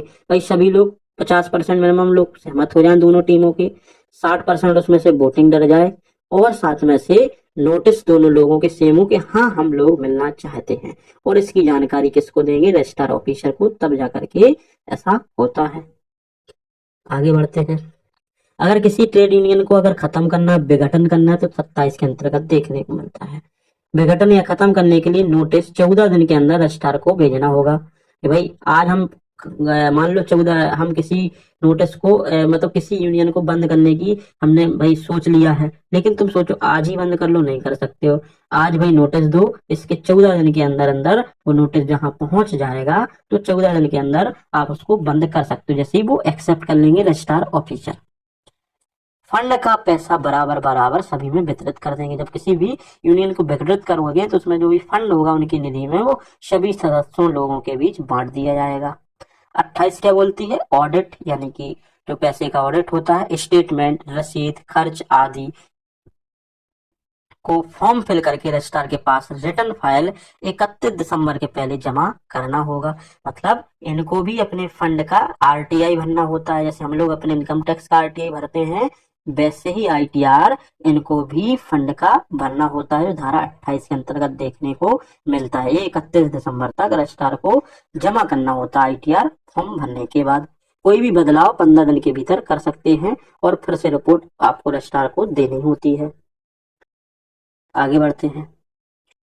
धारा 31 और 32 में पेनाल्टीज की बात की गई है। अगर आपने आरटीआई जो है रिटर्न फाइल करने में कोई भूल कर देते हैं, भूल जाते हैं, तो पदाधिकारी और सदस्यों द्वारा 5 रुपए फाइन देना होगा। और लगातार आप डिफॉल्ट कर रहे हैं जानबूझकर, तो 5 रुपए पर हफ्ते लगेगा, मैक्सिमम 50 रुपए फाइन लगेगा आपसे। जानबूझकर देरी कर रहे हैं तो 500 रुपए भी फाइन लग सकता है। 1926 के हिसाब से ऐसा फाइन डिक्लेयर था। हम समझते हैं घेराव यानी कि रोकने की प्रक्रिया क्या होती है, तो यह बदनाम और अनुचित प्रक्रिया है जो कर्मकार का अंतिम और अमोद अस्त्र होता है, जिसकी दम पर अपने नियोजकों से अपनी मांग स्वीकृत करा सकते हैं। तो एक किस्म का कहने की बात है, अपनी बात को मनवाने के लिए अपने मालिकों का घेराव कर लेना भी इस प्रक्रिया के माध्यम से अपनी मांगों को पूरा कर लेते हैं। ऐसे ही सेम होता है धरना, जो पिकेटिंग होता है। इसमें क्या होता है, धरना में बाहरी लोग भी शामिल हो जाते हैं और हड़ताल में बाहरी लोग शामिल नहीं होते हैं। तो इसमें क्या होता है, काम पर जाने वाले लोगों को रोक लेना और उनको हतोत्साहित करना कि मत जाना काम पे, और कंपनी के आने जाने वाले मार्ग को बंद कर देना, तो ये पिकेटिंग कहलाती है। तो यहाँ तक हो जाता है हमारा ये वाला एक्ट कंप्लीट। अब हम आगे बढ़ेंगे, नए एक्ट को देखेंगे। अगला एक्ट है हमारा कर्मकार प्रतिकार अधिनियम, जो कि 1923 में बना था। इसी को वर्कमैन कंपनसेशन एक्ट कहा जाता है। चलिए इसको देखते हैं। तो ये रहा कर्मकार प्रतिकार अधिनियम। तो इसका मूल अवधारणा की बात करें या मेन कॉन्सेप्ट की, क्यों बनाया गया था, तो ये लागू हुआ था 1 जुलाई 1924 को, मतलब 1 साल बाद लागू होता है। इस विधान की मूल अवधारणा सामाजिक सुरक्षा है, समाज सुरक्षित रहे, इसलिए इस अधिनियम को बनाया गया था। इस अधिनियम के तहत नियोजक यानी कि मालिक की जिम्मेदारी होती है, जब कर्मचारी की मृत्यु या अपंगता या कोई हादसा होने पर उसे प्रतिकार मिले, कहने की बात है कंपनसेशन या पैसा मिले, जिससे उसके परिवारजनों को सुरक्षित जीवन मिल सके। तो इसके लिए ये एक्ट बनाया गया था। तो मालिक हमेशा यहाँ पे कर्मचारियों को कंपनसेशन देगा। इस एक्ट का एक स्वधर्म रहेगा जिससे कर्मचारियों के परिवार सुरक्षित रह सकें। पॉइंट समझते हैं। अगर नियोजक प्रतिकार नहीं देता है तो उसे दंड भी दिया जा सकता है इस एक्ट के तहत। यह तेजी से कोर्ट में जाए बगैर कमेटी द्वारा दिलाया भी जा सकता है। क्या? कंपनसेशन। कोर्ट में जाने से पहले कोई भी कमेटी इस कंपनसेशन को दिलाने का काम करती है। यह एक्ट खतरे से भरे या जोखिम से भरे कामों पर लागू होता है और उन कामों की सूची अनुसूची 2 में दी गई है। ये मूल अवधारणा थी। आप समझते हैं परिभाषा को। परिभाषा धारा 2 में दी गई है सभी की। किनको कर्मकार बोलेंगे? तो 2 की DD यानी कि 2D में बताया गया है रेलवे कर्मचारी, जहाज का क्रू ड्राइवर, सफाई वाला, मैकेनिक या संविदा वाला कर्मचारी, विदेश में कार्य करने वाले कर्मचारी, ये सभी कर्मचारी कहलाएंगे। या इनके अलावा भी जो अन्य साधारण कर्मचारी हैं उनको भी कर्मचारी कहा जाएगा। इसमें सेना में कार्य करने वाले लोग शामिल नहीं होते हैं, सेना शामिल नहीं होती, क्योंकि सेना को यहाँ कर्मचारी नहीं बोला जाता है। आप समझते हैं नियोजक कौन होता है? नियोजक जिसको कंपनी का मालिक कह सकते हो, ये दूसरी भाषा में जो काम दिलाए किसी भी मजदूर को, तो नियोजक। तो नियोजक 2E में परिभाषा दी गई है, 2E थी ये। तो क्या बोला गया है? वह निकाय जो रजिस्टर्ड है और नहीं भी। भाई कोई कोई मालिक मान लीजिए उसकी कंपनी रजिस्टर्ड है तब भी वो मालिक कहलाएगा, और बगैर कंपनी के रजिस्टर्ड मजदूरों से काम करा रहा है तब भी वो ठेकेदार या मालिक कहलाएगा। तो ऐसी स्थिति में उस सभी को मालिक कहा जाएगा। इसमें मैनेजर भी मालिक माना जाएगा, क्योंकि मैनेजर भी अपने आदेश के अनुसार मजदूरों से काम करा रहा है, वो मालिक ही माना जाएगा। और इसमें ठेकेदार को भी मालिक माना जाएगा। तो ये मालिक की परिभाषा हो जाती है। आगे बढ़ते हैं। मजदूरी या बेजिस। तो धारा 2(1) के M में देखने को मिलती है, काम के बदले दी गई उचित धनराशि को ही मजदूरी कहते हैं। इसमें क्या शामिल होता है क्या नहीं? इसमें DA यानी डेली अलाउंस, OT मतलब ओवर टाइम, अकोमोडेशन मतलब रहना आदि शामिल होता है मजदूरी में। और ये नहीं होता TA मतलब ट्रैवल अलाउंस, ये शामिल नहीं होगा। PF कंट्रीब्यूशन, ये सभी शामिल मजदूरी में नहीं होते, अलग से मिलते हैं। आगे बढ़ते हैं। तो भाई समझना बात को, प्रतिकार कब मिलेगा? किसी भी मजदूर को प्रतिकार कब मिलेगा? तो प्रतिकार तब मिलेगा जब उसके साथ कोई हादसा हो, हादसा में उसके अंग का घटना भी हो सकता है। तो यहाँ पे अंग की हानि को समझाया गया है। देखते हैं। इसका अर्थ है जब किसी वर्कमैन यानी कि मजदूर की कमाने की क्षमता खत्म हो जाए, उसको ही अंग की हानि कहते हैं। ये 2 प्रकार की देखने को मिलती है। नंबर 1 आंशिक अंग हानि, यानी कि हल्की फुल्की अंग हानि। एक होती है पूर्णता अंग हानि। आप समझते हैं आंशिक। आंशिक देखो, आंशिक अंग हानि किसे कहेंगे? धारा 2(1) के G में देखने को मिलता है, कर्मचारी के कमाने की क्षमता आंशिक तौर से कम हो जाए, जैसे कोई चोट लग जाए, या कोई टेलर है जो कपड़े सिलता है उसके हाथ में चोट लगना। ये सभी अस्थाई प्रकृति की आपकी क्या है, हानियां हैं, जिसमें टेम्परेरी नेचर की हैं। कह सकते हो कुछ समय बाद वो सही हो जाएंगी। जब अंग की हानि स्थायी हो जाए या स्थायी प्रकृति की हो जाए, जैसे हाथ कट जाना, तो अनुसूची 2(1) में दी गई हानि की जो लिस्ट है उसमें भी देख सकते हो। तो एक स्थायी हानि भी होती, किसी का एक हाथ कट गया तो ये भी तो अंग की हानि हुई है। तो आंशिक अंग की हानि हुई, पूरा शरीर थोड़ी ना कट गया, तो आंशिक अंग हानि में ये भी गिना जाएगा। लेकिन स्थायी तौर से गया तो स्थायी आंशिक अंग हानि कहा जाएगा इसको। ये हो जाती है अंग हानि की परिभाषाएं। आप समझते हैं पूर्णता अंग हानि? तो 21(1) में देखते हैं, समझे। जब कर्मकार को पूर्ण रूप से शारीरिक क्षति पहुंचती है जिससे वह किसी भी कार्य को ना कर पाए, जैसे बढ़ई के काम के दौरान दोनों हाथ कट जाना, तो ऐसी स्थिति में उनकी पूर्ण रूप से हानि हो गई। जब किसी व्यक्ति के दोनों हाथ कट जाते हैं तो ऐसी स्थिति में क्या है, पूर्ण रूप से उसकी हानि हो गई है, तो वो पूर्ण अंग हानि हो जाती है। तो इन्हीं अंग हानियों के हिसाब से व्यक्तियों को प्रतिकार यानी कि कंपनसेशन दिया जाता है। उसको कितना कंपनसेशन देना है, उसकी घटना को दर्शाते हुए, उसकी समस्या को देखते हुए दिया जाता है। आगे बढ़ते हैं। नियोजक का प्रतिकार हेतु दायित्व, यानी कि मालिक कंपनसेशन देगा तो उसकी कितनी जिम्मेदारियां हैं, इसमें बताया गया है धारा 3 में, कि भाई चोट, शारीरिक या घाव या अंग की टूट फूट या शौक में चले जाना या मृत्यु हो जाना, ऐसी स्थिति में वो क्या करेगा, वो उसकी जिम्मेदारी है प्रतिकार या कंपनसेशन देने की। कोई भी शारीरिक चोट हो जाए, कोई गहरा घाव हो जाए, अंग का टूट जाए, अंग टूट फूट हो जाए, कोई व्यक्ति शौक में चला जाए या मृत्यु हो जाती, तो तब भी यहाँ कर्मकार क्या होगा, ये नियोजक क्या होगा, यहाँ पे पैसा देगा, जिसको कंपनसेशन बोलेंगे।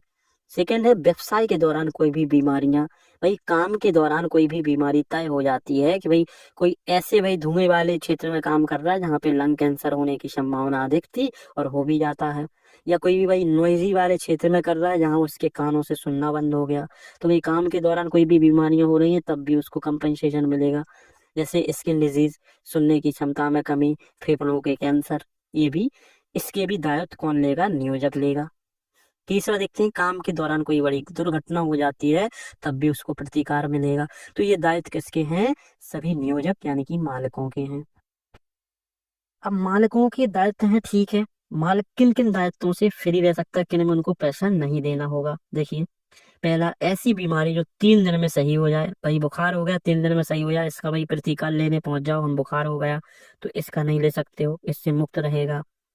कर्मकार नशे में अगर चोटिल हो जाए, भाई पता है कि भाई शराब पीना अगर मना है किसी भी जगह पे, तो भाई शराब पी करके अगर उधर काम कर रहे हो आप, उससे कुछ भी चोटिल हो जाते हो, अब शराब की स्थिति में हो, तो भाई इस स्थिति में उसको पैसा नहीं देना होगा मालिक को।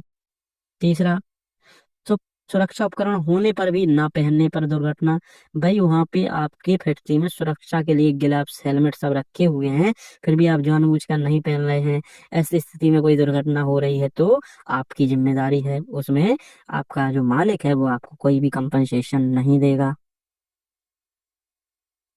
आगे बढ़ते हैं।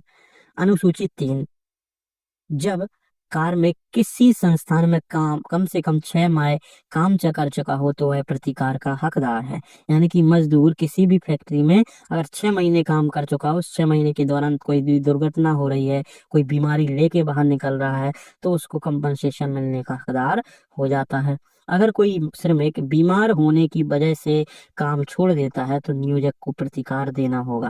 भाई कोई बड़ी बीमारी हो गई है और उसकी वजह से काम छोड़ना है तो वही प्रतिकार मिलेगा, ये अनुसूची 3 बताती है।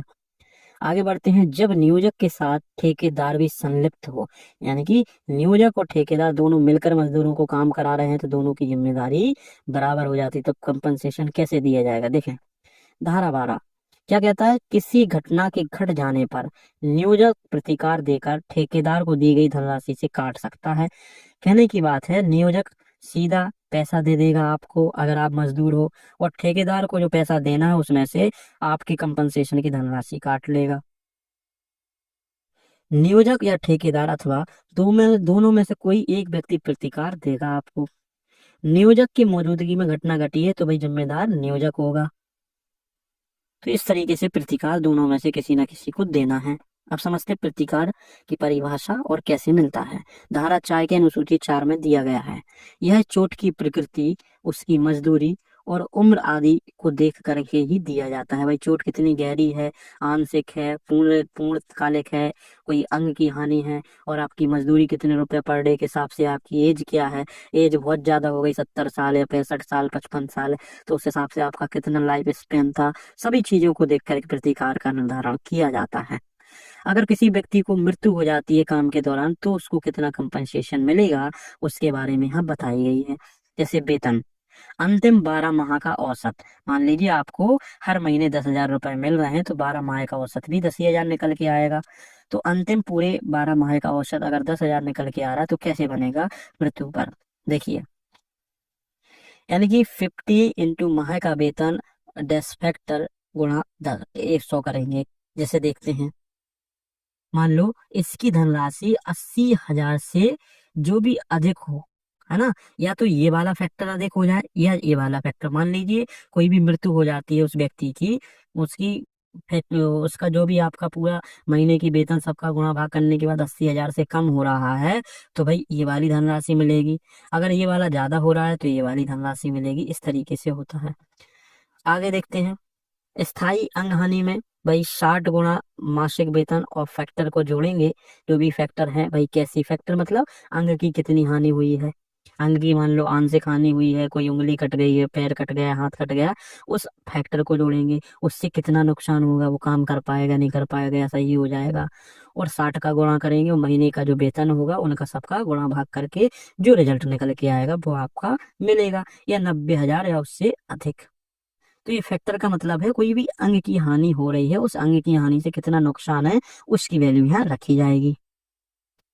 देखते हैं आगे, स्थायी आंशिक अंग हानि मतलब परमानेंट तौर से शरीर का कुछ छोटा सा हिस्सा चला जाना।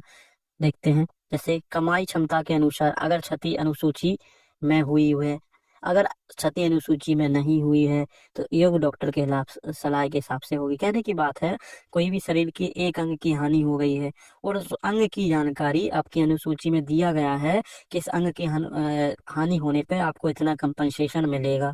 अगर अनुसूची में वो नाम ही नहीं दिया गया है अंग का, तो डॉक्टर की सलाह से आपको निर्धारित किया जाएगा कि आपको इतना रुपए बनना चाहिए।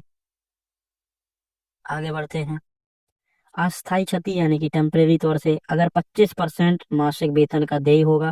भाई आंशिक कोई क्षति हुई है आपकी, तो आपको अगर 10,000 रुपए मिल रहे हैं तो भाई 2,500 रुपए आपका क्या होगा, आंशिक जो भी 25% बन रहा है वो आपको वेतन का अलग से मिलेगा प्रतिकार के तौर में। लेबर कमिश्नर की देखरेख में जल्दी से जल्दी देखने को मिलता है जो भी होता है। तो यहाँ लेबर कमिश्नर अपनी देखरेख में आपको क्या दिलाता है, प्रतिकार दिलाता है। अब आगे बढ़ते हैं, दंड यानी पेनाल्टी को समझते हैं। नियोजक प्रतिकार नहीं देता है तब प्रतिकार प्लस 12% प्रति वर्ष और अथवा 50% ऑफ पेनल्टी ऑफ कंपनसेशन दे होगा। कहने की बात है, अगर कोई भी प्रतिकार आपको प्रतिकार देने से मना कर रहा है नियोजक, तो ऐसी स्थिति में उसके खिलाफ अगर कोई मामला होता है तो आप कमिश्नर के पास जा करके इस तरीके से प्रकरण दर्ज करा सकते हो। तो फिर प्रतिकार को क्या करना होगा, भाई यहाँ पे जितना कंपनसेशन, मान लो आपको 90,000 कंपनसेशन मिलना था, तो 1 साल हो गया, 1 साल का नहीं मिला तो 90,000 का 12% मिलेगा आपको। जो भी निकल के आएगा वो दिया जाएगा। या भाई 50% ऑफ पेनाल्टी अलग लगाई जाएगी। भाई 50% पेनाल्टी ऑफ कंपनसेशन होता है 90,000 प्लस 45,000 पूरा जोड़ के जो मिलेगा, इस तरीके से दंड देना होगा नियोजक को। आगे बढ़ते हैं, प्रतिकार का विवरण किस तरीके से कंपनसेशन होता है, विवरण समझते हैं। कमिश्नर का होना आवश्यक है या प्रतिकार दे रहे हैं। देखिए, किन किन स्थितियों में कमिश्नर का होना आवश्यक है वो बताया गया है। किसी व्यक्ति की मृत्यु होती है तो कमिश्नर का होना आवश्यक है। कोई विधिक अपंगता होती है, यानी कि अनुसूची में दी गई सूची के हिसाब से आपके कोई भी अंग की हानि होती है। प्रतिकार में कोई भी कटौती नहीं होनी चाहिए कंपनसेशन में। कोई भी ऐसी संविदा जो प्रतिकार देने से मना करे वो सभी संविदाएं अवैध होंगी। भाई कोई भी मालिक आपको इस तरीके से कॉन्ट्रैक्ट करा ले कि आपके साथ हमारे काम के दौरान आपके आगे की हानि होती है तो उसकी जिम्मेदारी हम नहीं लेंगे, ऐसा बॉन्ड पे साइन करा लें, तो वो सभी अवैध माने जाएंगे। तो आपको प्रतिकार तब भी दिया जाएगा। आगे बढ़ते हैं, नियोजक का दायित्व प्रतिकार से संबंधित। भाई नियोजक के क्या क्या दायित्व होते हैं प्रतिकार से संबंधित।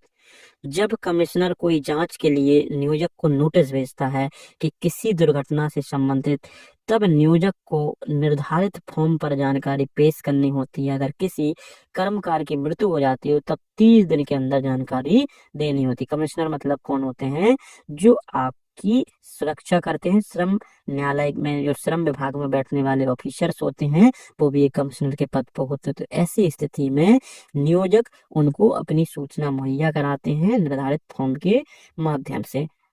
देखिए, जैसे सीरियस इंजरी होने पर 7 दिन में रिपोर्ट देनी होती है और प्रतिकार की राशि 30 दिन के अंदर देनी होती है। आगे बढ़ते हैं, चिकित्सीय परीक्षण यानी कि मेडिकल एग्जामिनेशन, जब कर्मकार का मेडिकल किया जाना है यानी कि मजदूर का हॉस्पिटल में जांच करा के मेडिकल कराना है, तब उसे भेजे नोटिस के 3 दिन में पेश होना होगा, नहीं तो प्रतिकार समाप्त कर दिया जाएगा। भाई मजदूर को ने भाई दावा किया कि मुझे प्रतिकार या कंपनसेशन मिलना चाहिए, तो उसको नोटिस भेजा जाएगा, भाई अपनी जांच कराओ। जांच भाई 3 दिन के अंदर अंदर उसको मौजूद होना होता है, नहीं पहुंचता तो मामला क्या होगा, समाप्त कर दिया जाएगा। आप समझते हैं प्रतिकार इन इन जगहों पर कैसा रहेगा। अगर मान लो जहाज या हवाई जहाज से जुड़ा हुआ मामला है तो 15 के अंतर्गत देखने को मिलता है, 15A में देखने को मिलता है। अगर मान लीजिए दुर्घटना जहाज के अंदर हो, तब मास्टर को नोटिस जाएगा। दुर्घटना अगर प्लेन में हो तब कैप्टन को नोटिस जाएगा। अगर क्लेम 1 साल में, जहाज खोने पर 1.5 साल में। कहने की बात यह है कि सीधी सी बात समझना है हमें कि भी दुर्घटना जहाज के अंदर हो रही है तो मास्टर के पास नोटिस जाएगा, ना कि किसी मालिक के पास जाएगा जो मास्टर उसको होल्ड करके रखता है। और दुर्घटना अगर प्लेन में हो रही है तो कैप्टन के पास नोटिस जाएगा कि आपके जो भी प्लेन के अंदर जो भी दुर्घटना हुई है लोगों की या किसी ले जाने आने वाले लोगों की, तो इस स्थिति में उनके पास नोटिस जाएगा। तो ये आपके जहाज के लिए स्पेशल एक्ट दिए गए हैं। तो यहाँ तक हो जाती ये आपका कर्मकार प्रतिकार अधिनियम खत्म। तो अब हम चलते हैं previous year short type questions की ओर। देखते हैं पिछले सालों में इनसे जुड़े किस तरीके से एलएलबी के एग्जामों में क्वेश्चन पूछे गए थे। तो सबसे पहला क्वेश्चन हमारा रहेगा, औद्योगिक विवाद अधिनियम के अंतर्गत नियोक्ता को परिभाषित कीजिए। नियोक्ता मतलब जो जिम्मेदारी ले मजदूरों की, जिसको एक भाषा में मालिक भी कहा जाता है। ये मालिक भी हो सकता है, ठेकेदार भी हो सकता है, कोई भी हो सकता है। देखिए इनकी परिभाषा कैसी है। तो इस अधिनियम के अंतर्गत नियोक्ता उस व्यक्ति को कहा जाता है जो किसी उद्योग या प्रतिष्ठान या व्यवसाय को चला या नियंत्रण कर रहा हो। यह परिभाषा अलग अलग प्रतिष्ठानों के हिसाब से अलग हो सकती है। जैसे कारखानों के लिए परिभाषा अगर हो तो इसमें कारखाने का जो मालिक हो या प्रबंधक हो या मैनेजर जिसको बोलते हैं, तो उसके लिए उनको नियोक्ता बोला जाएगा। तो यहाँ पे प्रबंधक भी नियोक्ता होगा और मालिक भी नियोक्ता होगा। अगर और प्रतिष्ठान है तो उसमें उस व्यक्ति जो मुख्य रूप से कार्यों का पर्यवेक्षण करे और नियंत्रण करे, तो भाई किसी और जगह पर जो पूरा कंट्रोल कर रहा है किसी संस्था को, तो वो मालिक माना जाएगा। अगर मान लो संविदा या कॉन्ट्रैक्ट बेस के कार्य है तो वहाँ पे जो ठेकेदार और ठेकेदार के जो कोई भी मान लो उप ठेकेदार हैं, तो वो भी नियोक्ता की श्रेणी में आते हैं। ये नियोक्ताओं की परिभाषा हो जाती है औद्योगिक विवाद अधिनियम के तहत। ऐसा ही सेम इंग्लिश में देखने को मिल जाएगा। क्वेश्चन नंबर 2 पूछा गया है, औद्योगिक विवाद अधिनियम के अंतर्गत अनुचित श्रम अभ्यास किसे कहते हैं, यानी कि अनफेयर लेबर प्रैक्टिस। समझते हैं। अनफेयर लेबर प्रैक्टिस जनरली उसको बोलते हैं कि भाई लेबर प्रैक्टिस, जो भी लेबर अधिनियम के तहत जो अवैध काम कर रहा हो, चाहे वो लेबर की ग्रुपिंग कर रही हो या चाहे नियोक्ताओं का ग्रुप कर रहा हो, तो उसको ही अनफेयर लेबर प्रैक्टिस बोलते हैं। समझे। तो ऐसे कार्य या कृत्य जो नियोक्ताओं या श्रमिकों को द्वारा किए जाते हैं जो निष्पक्ष श्रम मानकों का उल्लंघन करते हैं। तो श्रम मानकों का जो उल्लंघन करता है, चाहे वो श्रमिक करे या नियोक्ता करे, तो उन सभी को अनफेयर लेबर प्रैक्टिस कहा जाता है। देखो अगर नियोक्ता करे तो कैसे कैसे अनफेयर लेबर प्रैक्टिस कर सकता है। नंबर 1, श्रमिक संगठनों के मान्यता देने से इनकार कर देना। भाई किसी ने अगर यूनियन बनाया है, उस यूनियन को भाई अवैध घोषित कर दिया कि भाई हम नहीं मानते तुम्हारा यूनियन, तो भाई ये मानक गलत है, क्योंकि भाई विधि के दौर से उसको सही बिल्कुल व्याख्यात किया गया है कि भाई उसको बनाने का अधिकार है।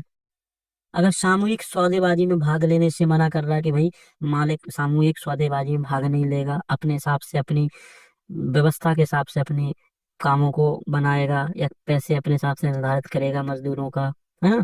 श्रम संगठनों के सदस्यों के साथ भेदभाव कर रहा है तो ये भी अवैध माना जाएगा। या श्रमिकों को डराना धमकाना और उनके अधिकारों को रोकना, ये सभी नियोक्ता अगर करता है तो अनफेयर लेबर प्रैक्टिस के मानकों पे आएगा, जो गलत माना जाता है। अगर कोई श्रमिक करे तब देखते हैं। अगर श्रमिक इस तरीके की अवैध काम करे, जैसे बिना उचित सूचना के हड़ताल देना, सूचना के हड़ताल देने के लिए 14 दिन पहले या 1.5 महीने पहले, 45 दिन पहले यहाँ पे सूचना दी जाती है, तब हड़ताल होती है।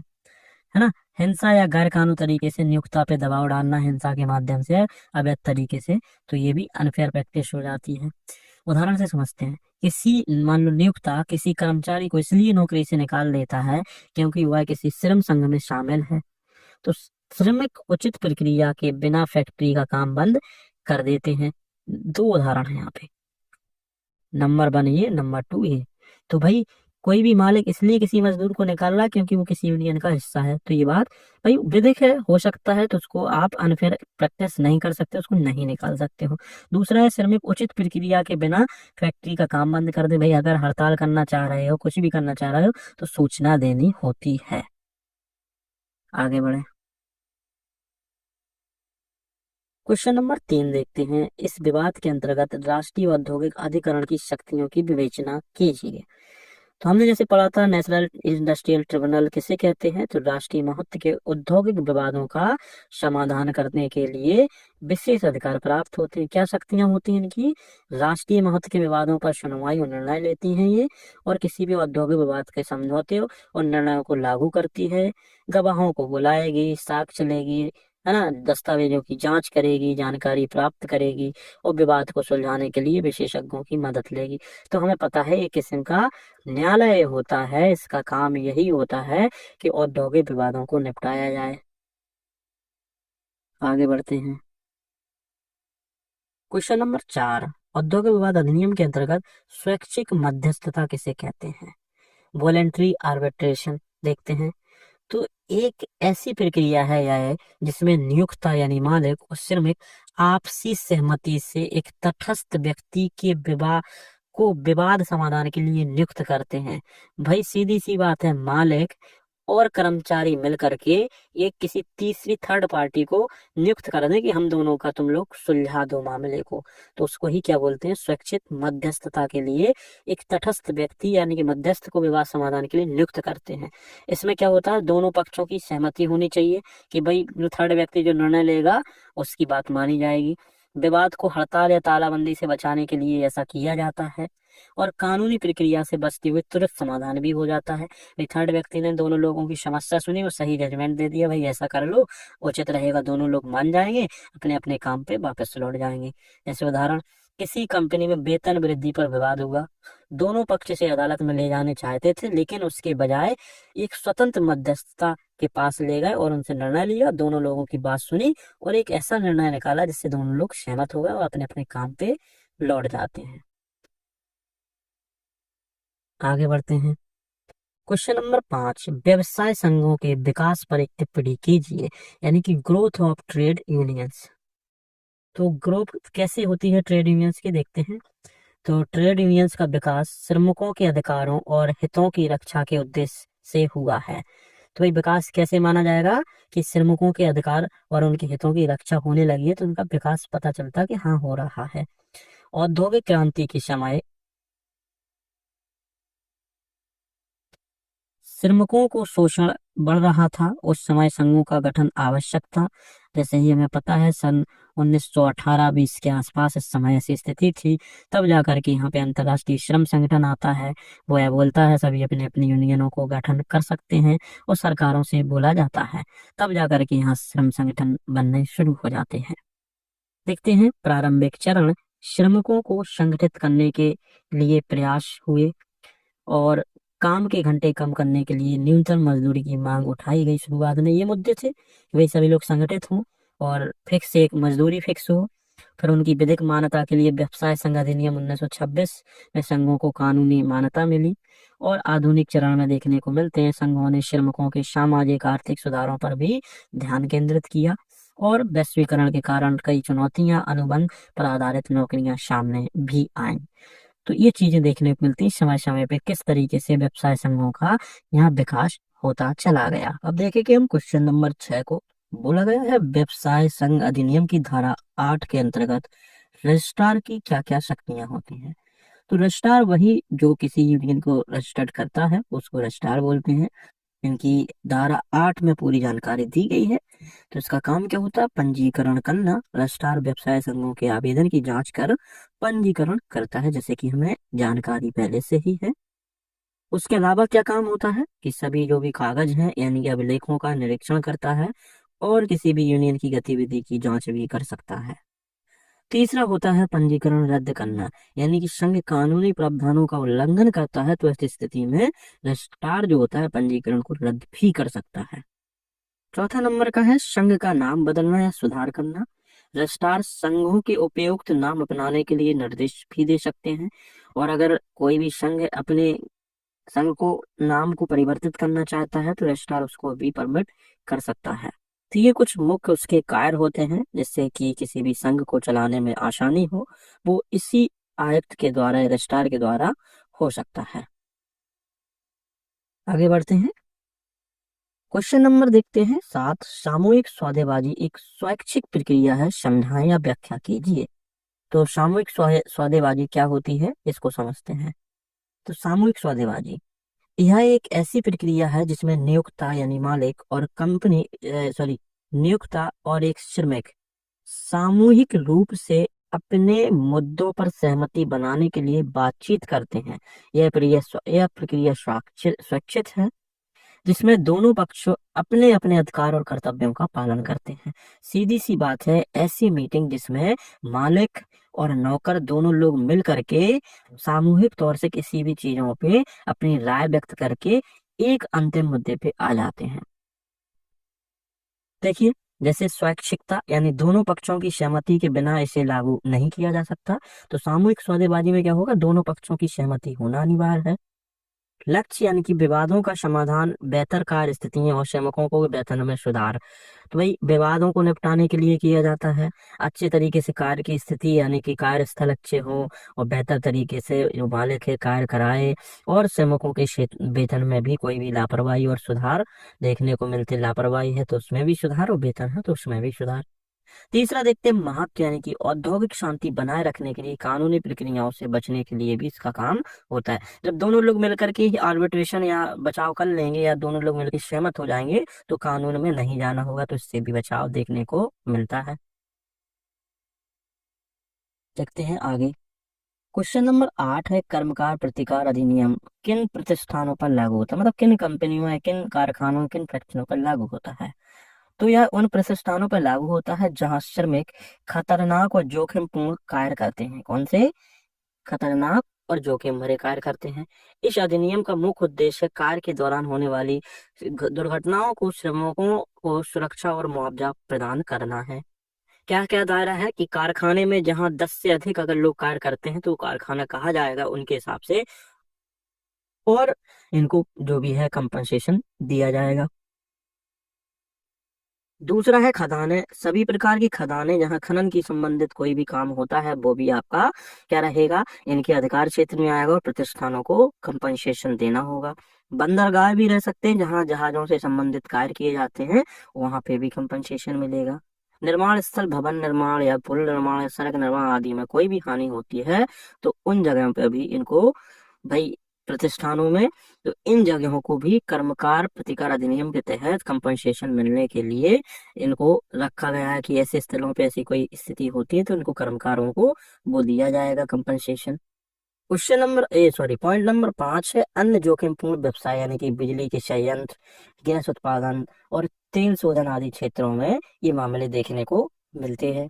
तो इन जगहों पर भी अपना कर्मकार जो होता है उनको कंपनसेशन के तहत रखा जाता है। कहने की बात है इन सभी जगहों पर कोई भी दुर्घटना होती है तो उस दुर्घटना में उसको प्रतिकार मिलेगा यानी कि कंपनसेशन मिलेगा।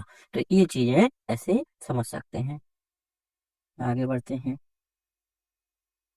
क्वेश्चन नंबर 9 है धारा 3 की 5 के अंतर्गत क्या है, कर्मकार प्रतिकार अधिनियम के अंतर्गत दोहरे उपचार के विरुद्ध रोक की व्याख्या कीजिए। तो दोहरा उपचार क्या होता है, तो यह होता है एक ही चोट या दुर्घटना के लिए श्रमिक दो अलग अलग कानूनी प्रक्रियाओं के तहत मुआवजा नहीं ले सकता है। मतलब कह सकते हो एक ही उपचार मिलेगा। अगर आप न्यायालय से मुआवजा लेना चाहते हो तो न्यायालय से लें, या आप किसी बीमा कंपनी से लेना चाहते हैं तो बीमा कंपनी से लें। तो भाई एक ही जगह से आपको मुआवजा दिया जाएगा। जैसे एकल दावा, यानी श्रमिकों को यह चुनना होगा कि मुआवजा किस कानून के तहत लेना चाहता है। मकसद का है नियोक्ता और अनावश्यक कानूनी कार्रवाई को रोकना। इस भाई पॉइंट का मकसद है कि किसी भी जो नियुक्त है उसके साथ छल ना हो। उदाहरण के तौर पे समझ सकते हैं, यदि कोई श्रमिक कार्यस्थल पर घायल हो जाता है और उसे कर्मचारी भविष्य निधि के माध्यम से मुआवजा मिलता है, तो वह चोट के लिए कर्मकार प्रतिकार अधिनियम के तहत भी मुआवजा नहीं ले सकता। तो किसी एक के तहत अगर ले लिया तो दूसरे के तहत नहीं मिलेगा। वही होता है दोहरे उपचार के विरुद्ध रोक की नीति।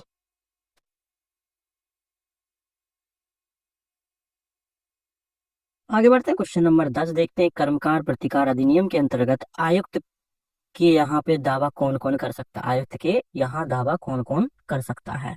तो आयुक्त के समक्ष निम्न लोग दावा कर सकते हैं। आयुक्त कौन होता है? कमिश्नर होता है, जो लोगों के मुद्दों को सुनता है, जो खासकर लेबर के मुद्दों को सुनता है। देखिए, घायल कम से क्या रहेगा? घायल श्रमिक जो कार्य के दौरान दुर्घटना का शिकार हुए वो श्रमिक कर सकता है।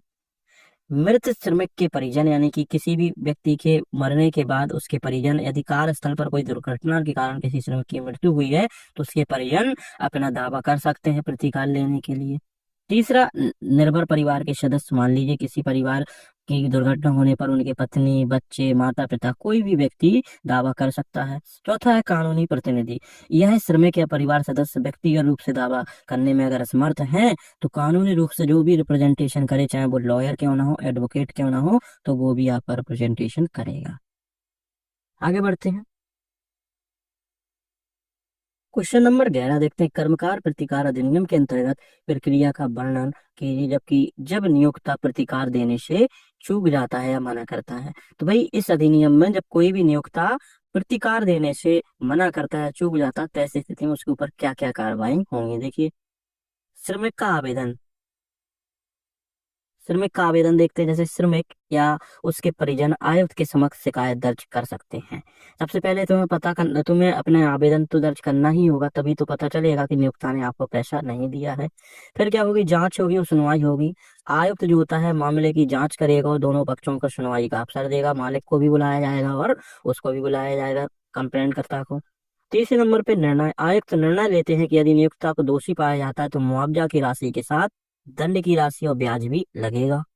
चौथा आपका रहेगा राशि की वसूली। यदि नियोक्ता भुगतान नहीं करता है तो आयुक्त राशि को भूमि राजस्व के रूप में वसूलने का आदेश दे सकता है। तो भाई उसकी जमीन को भी हड़पा जा सकता है, उसकी प्रॉपर्टी, उसके हिस्से को भी हड़पा जा सकता है अगर वो पैसे देने से मना कर रहा है। इस तरीके से आपके ये हो जाते हैं। आगे बढ़ते हैं, क्वेश्चन नंबर 12। औद्योगिक विवाद अधिनियम के अंतर्गत हड़तालों के नियमन संबंधी प्रावधानों को निर्णीत वादों की सहायता से स्पष्ट कीजिए। तो भाई अब हमें क्या समझना है? हड़तालों के नियमन, हड़तालों के क्या नियम होते हैं और कुछ जो निर्णीत वाद होते हैं उसकी सहायता से स्पष्ट कीजिए। औद्योगिक विवाद अधिनियम 1947 के तहत स्ट्राइक को नियंत्रित करके करने के प्रावधान, ताकि औद्योगिक शांति व्यवस्था बनी रहे। कि भाई हड़ताल जो होते हैं उसको नियंत्रित करने के लिए भी नियम बनाए जाते हैं। जैसे धारा 22 क्या कहती है? धारा 22 कहती है सार्वजनिक उपयोगिता सेवाओं में हड़ताल से पहले 6 हफ्ता का नोटिस देना आवश्यक है। भाई 6 हफ्ता का मतलब क्या हो जाता है? कम से कम 1.5 महीना। 1.5 महीना मतलब 45 दिन पहले कम से कम आपको नोटिस देना होगा अगर कोई भी ऐसी हड़ताल कर रहे हैं जैसे सार्वजनिक सेवा को आहत पहुंचना है। और नोटिस की समाप्ति के 14 दिन के भीतर हड़ताल नहीं की जा सकती। कहने की बात है कि भाई आपने 45 दिन से पहले तो नोटिस भेजना होगा और लास्ट के 14 दिन जो बचे होंगे उस समय आप कोई भी हड़ताल नहीं कर सकते हैं। तो 1 महीने के दौरान कर सकते हैं, लास्ट के 14 दिन मतलब जो 31 दिन बचे हैं उसमें तो कर सकते हैं, लास्ट के 14 दिन आप हड़ताल नहीं कर सकते हैं। धारा 23 क्या कहती है? अन्य उद्योगों के विवाद चलने के दौरान हड़ताल पर रोक रहेगी। जब और किसी उद्योग में विवाद चल रहा है उसी मामले को लेकर के तो आपकी हड़ताल को रोका जाएगा। तीसरा रहता है अवैध हड़ताल। अवैध हड़ताल क्या होती है? यदि हड़ताल कानून आवश्यक प्रक्रियाओं का पालन नहीं करती है तो उसे अवैध माना जाएगा। तो कानून का पालन भी करना होगा हड़ताल के दौरान। अगर समझते हैं इसके लिए बाध, तो है भारत आयरन वर्क्स और भगुबाई बालूबाई का एक बाध है। यह निर्णय बताता है कि अवैध हड़ताल में शामिल कर्मचारियों को मुआवजा नहीं दिया जाएगा। यानी कि जब आप अवैध हड़ताल में शामिल हैं तो आपकी सैलरी या मुआवजा नहीं मिलेगा। जब आप वैध हड़ताल में होते हैं ये दोनों चीजें दी जाती हैं।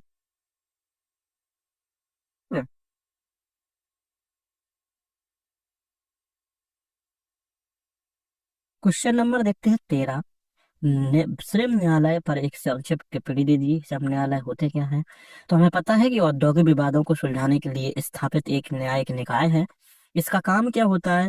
श्रमिकों नियोक्ताओं के विवादों का निपटारा करना, सेवा शर्त और मजदूरी से संबंधित मामलों की सुनवाई करना। भाई कोई भी मान लो आप श्रमिक है, कोई सेवा दे रहा है और शर्त के अनुसार उन शर्तों में के अलावा कोई काम करा रहे हैं, तो ऐसी स्थिति में वो दावा कर सकता है। तो ये सभी मजदूरी से संबंधित मामलों की सुनवाई करना।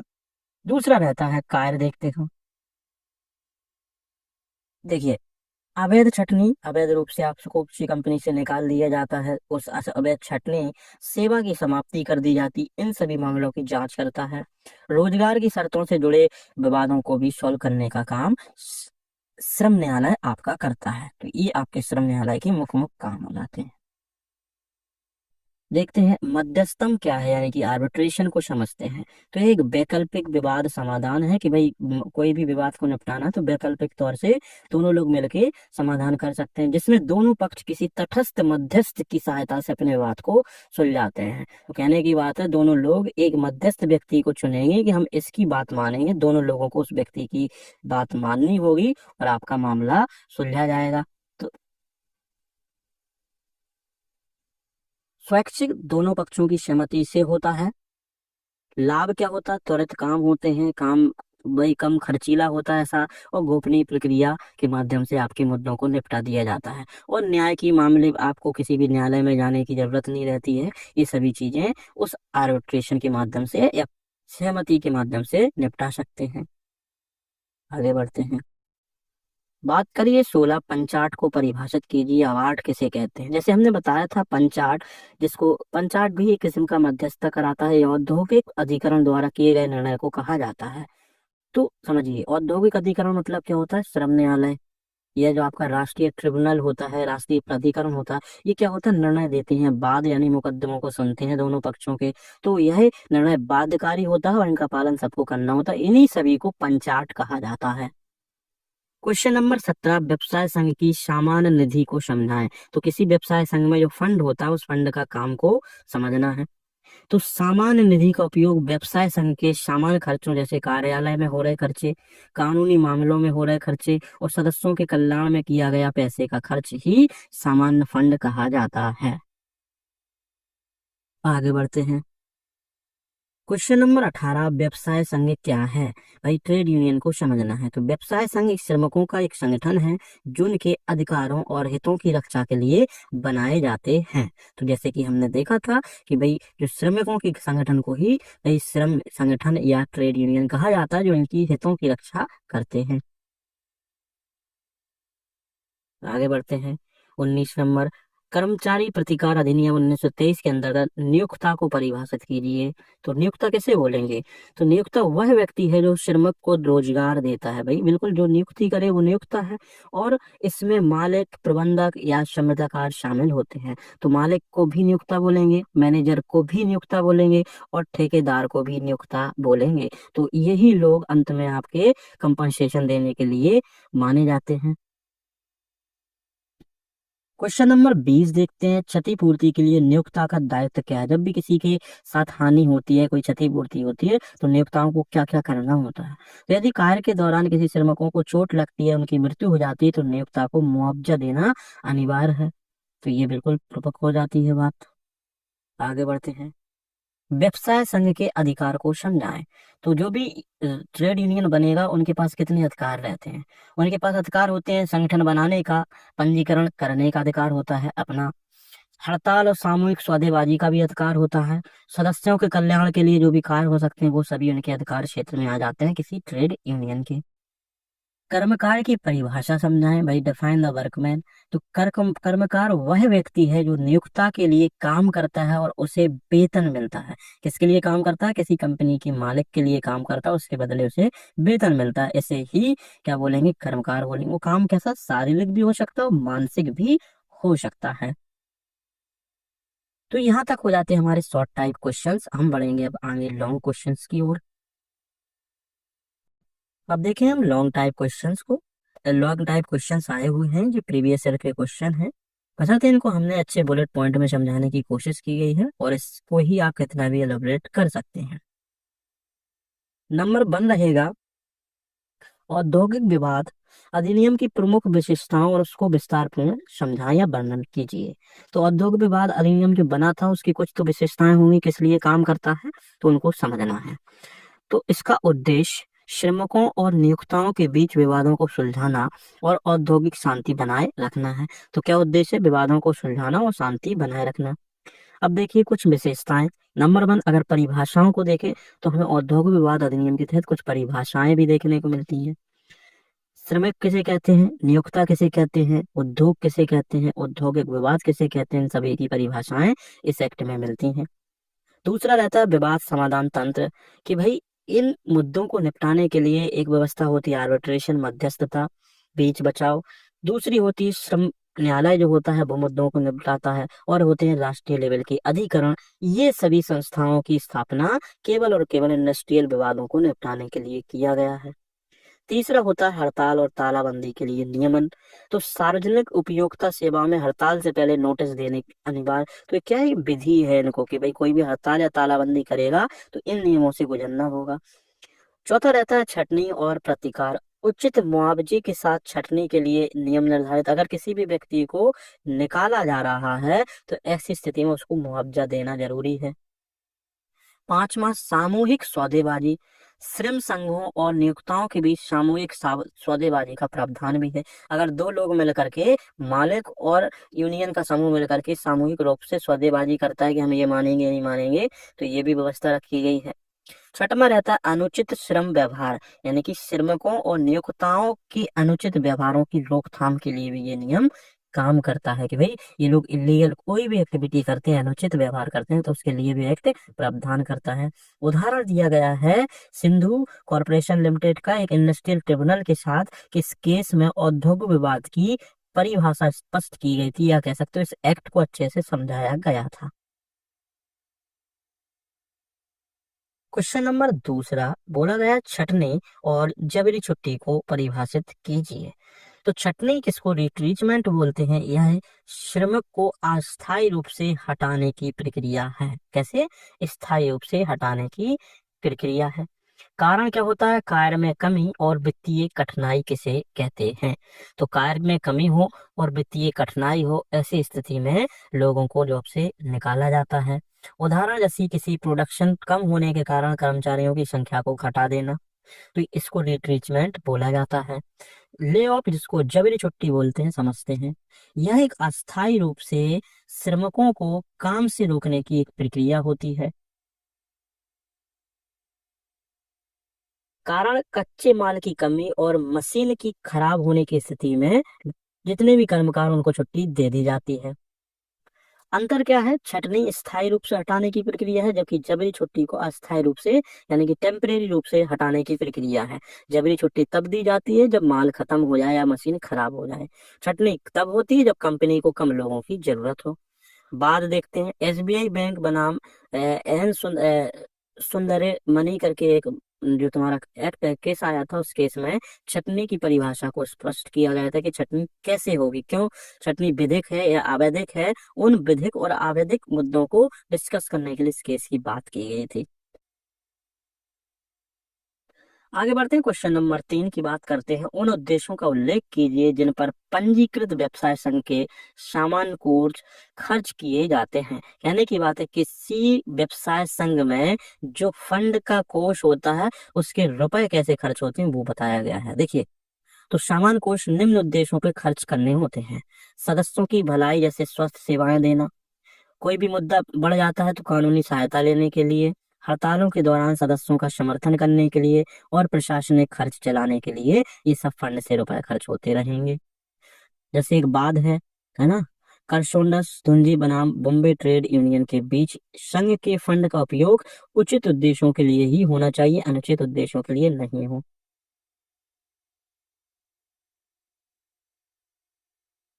क्वेश्चन नंबर 5 देखते हैं। बोला गया है निर्णीत बात की सहायता से एक पंजीकृत व्यवसाय के दायित्वों की विवेचना कीजिए। अब हम समझ रहे हैं किसी ट्रेड यूनियन के क्या क्या दायित्व होते हैं। तो दायित्व होते हैं संघ को विधिक उद्देश्यों के लिए कार्य करना। भाई जो भी संघ के लिए विधिक उद्देश्य हैं उनके साथ मान लीजिए शोषण हो रहा है, कोई भी मान लीजिए कोई दिक्कत होती है, मालिक उसमें कोई जोर जबरदस्ती करता है, तो ऐसी स्थिति में वो संघ खड़े रहते हैं। और सदस्यों के अधिकारों की रक्षा करना भी इनके मुद्दे होते हैं। बाद अगर एक बात की बात करें तो रोहतास इंडस्ट्री वर्कमैन के बीच एक वाद था, जिसमें कहा संघ को अपनी शक्तियों का दुरुपयोग नहीं करना चाहिए। भाई अनुचित तौर से नियोक्ताओं को परेशान भी नहीं करना चाहिए। आगे बढ़ते हैं। छठवां है कर्मकार प्रतिकार अधिनियम में प्रबंधानिक आयुक्त की शक्तियों को समझाएं। तो आयुक्त मतलब कौन होता है? जो कमिश्नर होता है, जिनके पास मुद्दे लेकर के हम कंपनसेशन की बात करते हैं, समझे। मुआवजा निर्धारित करना, आयुक्त क्या करेगा? मुआवजे को निर्धारित करेगा। जब कर्मकार को घायल हो जाने या उनकी मृत्यु हो जाने के बदले उसको कितना मुआवजा मिलना है उसकी राशि तय करेगा। विवाद को सुलझाएगा, हल करेगा। मुआवजा या अन्य मुद्दों के विवाद जो उत्पन्न हो रहे हैं उन विवादों को सुनेगा और उनको निपटाएगा। तीसरा रहेगा दंड का प्रावधान, कानून के उल्लंघन पर दोषी पक्ष को दंड लगाने का भी प्रावधान रहता है। तो ये एक कमिश्नर के पास पावर्स रहती हैं, जो श्रम विभाग में बैठता है, किसी ट्रिब्यूनल में बैठता है। अब समझते हैं सातवां व्यवसायिक बीमारी किसे कहते हैं। तो जैसे कि हम जानते हैं जो कार्य से संबंधित कारणों से होती है, जिस जगह पे हम काम कर रहे हैं उस कामों के दौरान आपको कोई ऐसी बीमारी हो जाती है वो व्यवसायिक बीमारी होती है। देखिए जैसे कोयला खदान में काम करने वाले लोगों को सिलिकोसिस करके एक बीमारी होती है, अगर वो हो जाती है तो इसका मतलब है काम के दौरान हुई है, इसलिए उसको व्यावसायिक बीमारी बोलेंगे। क्वेश्चन नंबर 8 है भारत में हड़तालों के बारे में विधि की समीक्षात्मक जांच कीजिए। हड़ताल कौन विधिक होती है, कौन अवैधिक होती है, देखते हैं। तो हड़ताल जो होती है सेक्शन 2Q में बताया गया है, जब कर्मकार अपने कार्य को सामूहिक रूप से बंद कर देते हैं, जब मजदूर अपने कार्यों को पूरे ग्रुप के साथ बंद कर देते हैं उसको हड़ताल कहते हैं। अच्छा, वैध हड़ताल कब होती है? हड़ताल से पहले उचित नोटिस देना, जब हड़ताल कर रहे हैं तो पहले से ही नोटिस देना होता है। सार्वजनिक उपयोगिता सेवाओं में 14 दिनों का नोटिस आवश्यक है। कोई भी अगर पब्लिक वाला मामला है या सार्वजनिक सुविधाओं से जुड़ा हुआ, आप किसी क्षेत्र में काम कर रहे हैं तो 14 दिनों का नोटिस देना होता है। विवाद के अधिकरण के समक्ष प्रस्तुत ना किया जाए, जब कोई भी विवाद चल रहा है उसी मुद्दे को लेकर के और उसका कोई सुनवाई चल रही तो आप हड़ताल नहीं कर सकते हैं।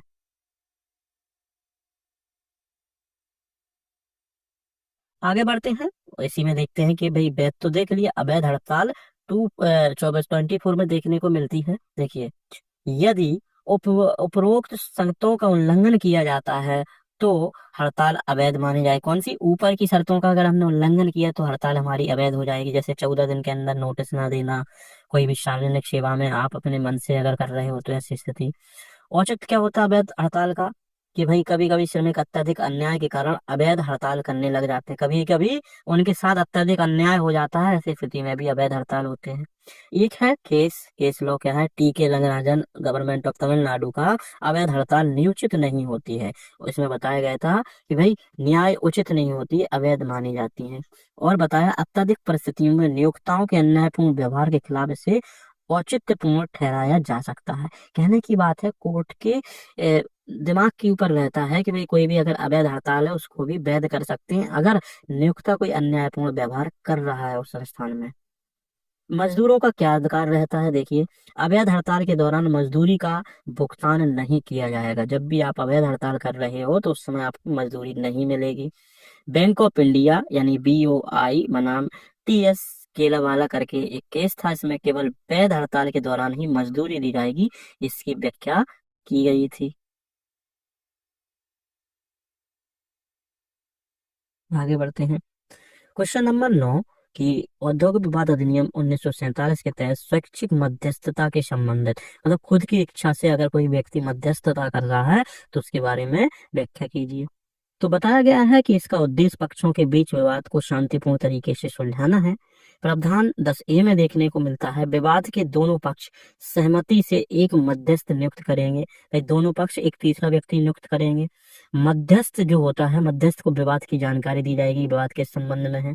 मध्यस्थ का निर्णय अंतिम और बाध्यकारी होगा। मध्यस्थ ने कोई भी निर्णय लिया है तो तीसरे व्यक्ति ने वो सबको मानना होगा। फायदे क्या होते हैं? सस्ता और तेज होता है और अनावश्यक देरी से बचाव भी देखने को मिल जाता है। देखिए केस लॉ देखते हैं, गुजरात स्टील ट्यूब बनाम इट्स मजदूर सभा करके एक मामला देखने को मिलता है। इसमें मध्यस्थता को विवाद समाधान का वैकल्पिक माध्यम माना गया था। कि भाई वैकल्पिक माध्यम है कि भाई हम बीच बचाव से भी चीजों को खत्म कर सकते हैं। क्वेश्चन नंबर 10 देखते हैं, औद्योगिक विवादों के निपटारों और निर्णय के लिए स्थापित प्राधिकरण समझाएं। यानी कि वही श्रम न्यायालय या ट्रिब्यूनल वगैरह के बारे में बात कर रहे हैं। क्या है कि कार्यस्थल पर कार्यस्थल परिषद और स्थायी सुलह समितियां। तो जहां हम काम करते हैं वहां पे भी हमारी शिकायतों का निवारण करने के लिए एक सुलह समिति बनाई जाती है, कार्यस्थल बनाया जाता है जिससे मामलों का निराकरण हो सके। वो नहीं निपटा पाते हैं तो सरकारी स्तर पर सुलह अधिकारी भी मदद करने आता है, दोनों लोगों के बीच सहमति से काम कराना।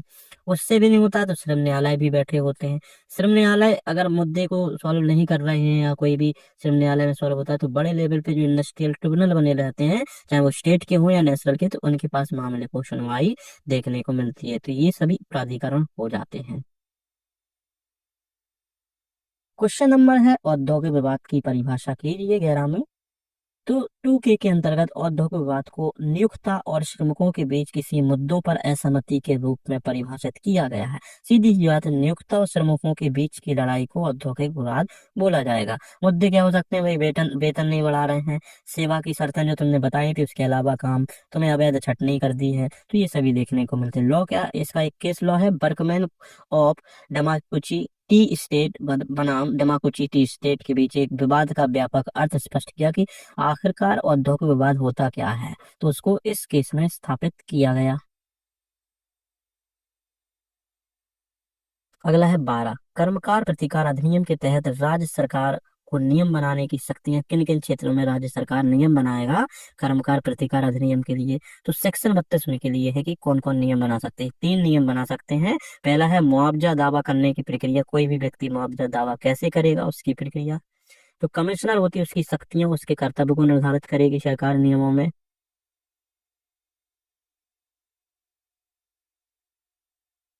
तीसरा रहेगा औपचारिकताओं को सरल बनाना, यानी कि जो भी प्रोसीजर है उनको बहुत सिंपल बनाना। कर्मकार प्रतिकार अधिनियम 1923 के तहत राज्य सरकार को निम्नलिखित नियम बनाने की शक्तियां दी गई हैं। देखते हैं।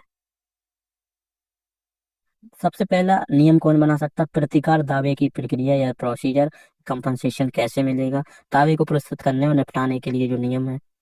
फॉर्म्स और रिकॉर्ड्स, भाई इनके लिए भी फॉर्म कैसे होंगे, दावे के लिए आवश्यक फॉर्म बनाना और रिकॉर्ड रखने के लिए भी नियम बनाना कि रिकॉर्ड कैसे रखे जाएंगे विभागों में। आयुक्त की नियुक्ति के लिए प्रोसीजर बनाएंगे कि आयुक्त की क्या शक्तियां रहेंगी, क्या कार्य रहेगा, क्या प्रक्रिया रहेगी, क्या क्वालिफिकेशन रहेगी।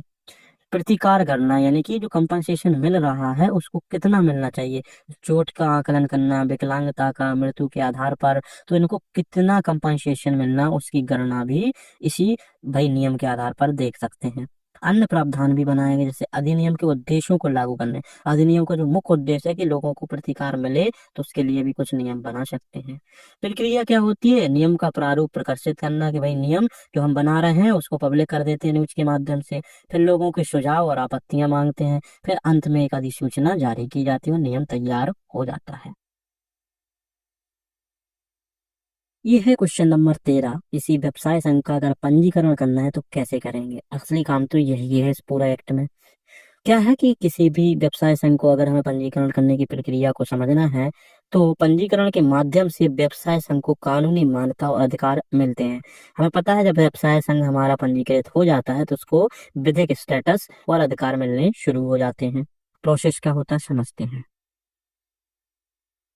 सबसे पहले हम आवेदन लगाएंगे, तो व्यवसाय संघ के पंजीकरण के लिए आवेदन करना सबसे पहले आवश्यक प्रक्रिया है। आवेदन में कम से कम 7 सदस्यों द्वारा किया जाना चाहिए। तो आवेदन अकेले नहीं, 7 सदस्य उसमें कम से कम आवेदन करेंगे। यदि व्यवसाय संघ पहले से कार्य कर रहा है तो पंजीकरण के समय संघ में कम से कम 10% या 100 सदस्यों का होना आवश्यक है। तो भाई जब नया नया कर रहे हो तो भाई 7 लोग होने चाहिए, और अगर मान लीजिए बहुत लंबे समय से चल रहा है तो 100 लोगों के 100 लोग भी हो सकते हैं। अगर मान लीजिए 1000 लोग हैं तो 1000 का 10% जितना भी बने, 2000 है उसका 10% जितना भी बना है, उतने लोगों का होना आवश्यक है। उसके बाद आवेदन का प्रारूप, कैसा फॉर्म एप्लीकेशन रहेगा, तो ये आवेदन का प्रारूप रजिस्ट्रार के पास निर्धारित प्रारूप में किया जाएगा, जो रजिस्ट्रार फॉर्म देगा उसके अनुसार। तीसरा देखेंगे, आवेदन में निम्नलिखित जानकारी होनी चाहिए। कि भाई जिस यूनियन को बना रहा है उसका नाम क्या होगा, पंजीकरण कराने का उद्देश्य क्या है, संघ के मुख्यालय यानी कि यूनियन का पता बताना होगा, कहाँ उसका कार्यालय है, सदस्यों के नाम बताने होंगे, वो पते बताने होंगे, उनका व्यवसाय बताना होगा, किन किन जगहों पर काम करते हैं यूनियन के सदस्य। आगे बढ़ते हैं। दूसरा रहेगा इसमें दस्तावेज संलग्न करना, क्या क्या डॉक्यूमेंट देना होगा। आवेदन के साथ कुछ निम्न दस्तावेज देने हैं, देखिए। नियमों की प्रति, जो आप अपने आवेदन जो अपने यूनियन में यूज करोगे, नियम उनकी प्रति, जिसमें निम्नलिखित शामिल होंगे। कौन कौन नियम शामिल होंगे? सदस्य की प्रक्रिया, सदस्य अगर कोई भी सदस्यता लेना चाहता है आपके यूनियन में तो उसकी प्रोसीजर क्या रहेगी। पदाधिकारियों की नियुक्ति कैसे होगी, चुनाव से होगी, साधारण होगी। बैठकों के लिए आयोजित करने के लिए कैसे नियम बनाए जाएंगे। संघों की निधियों का उपयोग, यानी कि संघ में जो आया हुआ फंड है उसको प्रयोग में कैसे लाओगे। सदस्यों की सूची, कितने लोग काम कर रहे हैं। उन सदस्यों के जो भी सदस्यों के नाम है उनके पते भी बताने होंगे। और पदाधिकारियों का विवरण देना होगा, वो कहाँ कहाँ पे काम करेंगे। इसके बाद आगे बढ़ते हैं। इसमें भाई अध्यक्ष के बारे में चर्चा करनी होगी, अध्यक्ष के बारे में बताना होगा, सचेत कोषाध्यक्ष आदि सभी के नाम और विवरण देना आवश्यक है। फिर सभी की रजिस्ट्रार क्या करेगा? जांच करेगा। तो आवेदन और संलग्न दस्तावेजों की जांच करेगा और सही पाए जाने पर वो रजिस्ट्रार व्यवसाय संघ से पंजीकृत या रजिस्टर्ड कर देगा। और उसके बाद आपको क्या देगा? रजिस्ट्रेशन सर्टिफिकेट दे देगा। रजिस्ट्रार व्यवसाय को पंजीकरण का प्रमाण पत्र दे देगा। तो प्रमाण पत्र संघ को कानूनी मान्यता दे देता है, या प्रमाण पत्र संघ को पंजीकृत किया जाता है। जब आपको सर्टिफिकेट मिल जाता है तो आप विधिक तौर से चला सकते हैं। पंजीकरण की कुछ शर्तें होती हैं, उनको भी देख लेते हैं। पंजीकरण की निम्न शर्तें। कंडीशन ऑफ रजिस्ट्रेशन, संघ का उद्देश्य वैध और उचित होना चाहिए, अनुचित नहीं हो। संघ का संविधान यानी कि नियमों की किताब अधिनियम के प्रावधानों के अनुसार हो। जो एक्ट में जो नियम बताए गए हैं कि ये नियम बना सकते हो तो उतना बना सकते हो, भाई अवैध नियम ना बने हो। पंजीकरण बनाने से कुछ लाभ होते हैं, भाई कानूनी मान्यता मिलती है, संपत्ति का स्वामित्व होता है, सदस्यों नियोक्ताओं के विवाद को निपटाने का अधिकार होता है मिलकर के, अन्य व्यवसाय संघों से कानूनी रूप में सहयोग भी मिलता है। कुछ इम्पोर्टेंट है। यदि रजिस्ट्रार आवेदन अस्वीकृत कर देता है तो संघ के सदस्य अपील कर सकते हैं सुप्रीम कोर्ट या हाई कोर्ट में। जैसे एक केस था DN बनर्जी बनाम PR मुखर्जी का। इस केस में व्यवसाय संघ के अधिकारों और पंजीकरण की आवश्यकता पर जोर दिया था। तो यहाँ तक हो जाता है हमारा ये पूरा लेक्चर कंप्लीट। अब हम इसको बता दें कि इसकी PDF है, आपको टेलीग्राम में मिल जाएगी। और अधिक जानकारी के लिए आप हमारे टेलीग्राम चैनल लीगल सेट को देख सकते हो, उस पर जुड़ सकते हैं। बहुत बहुत धन्यवाद वीडियो को देखने के लिए।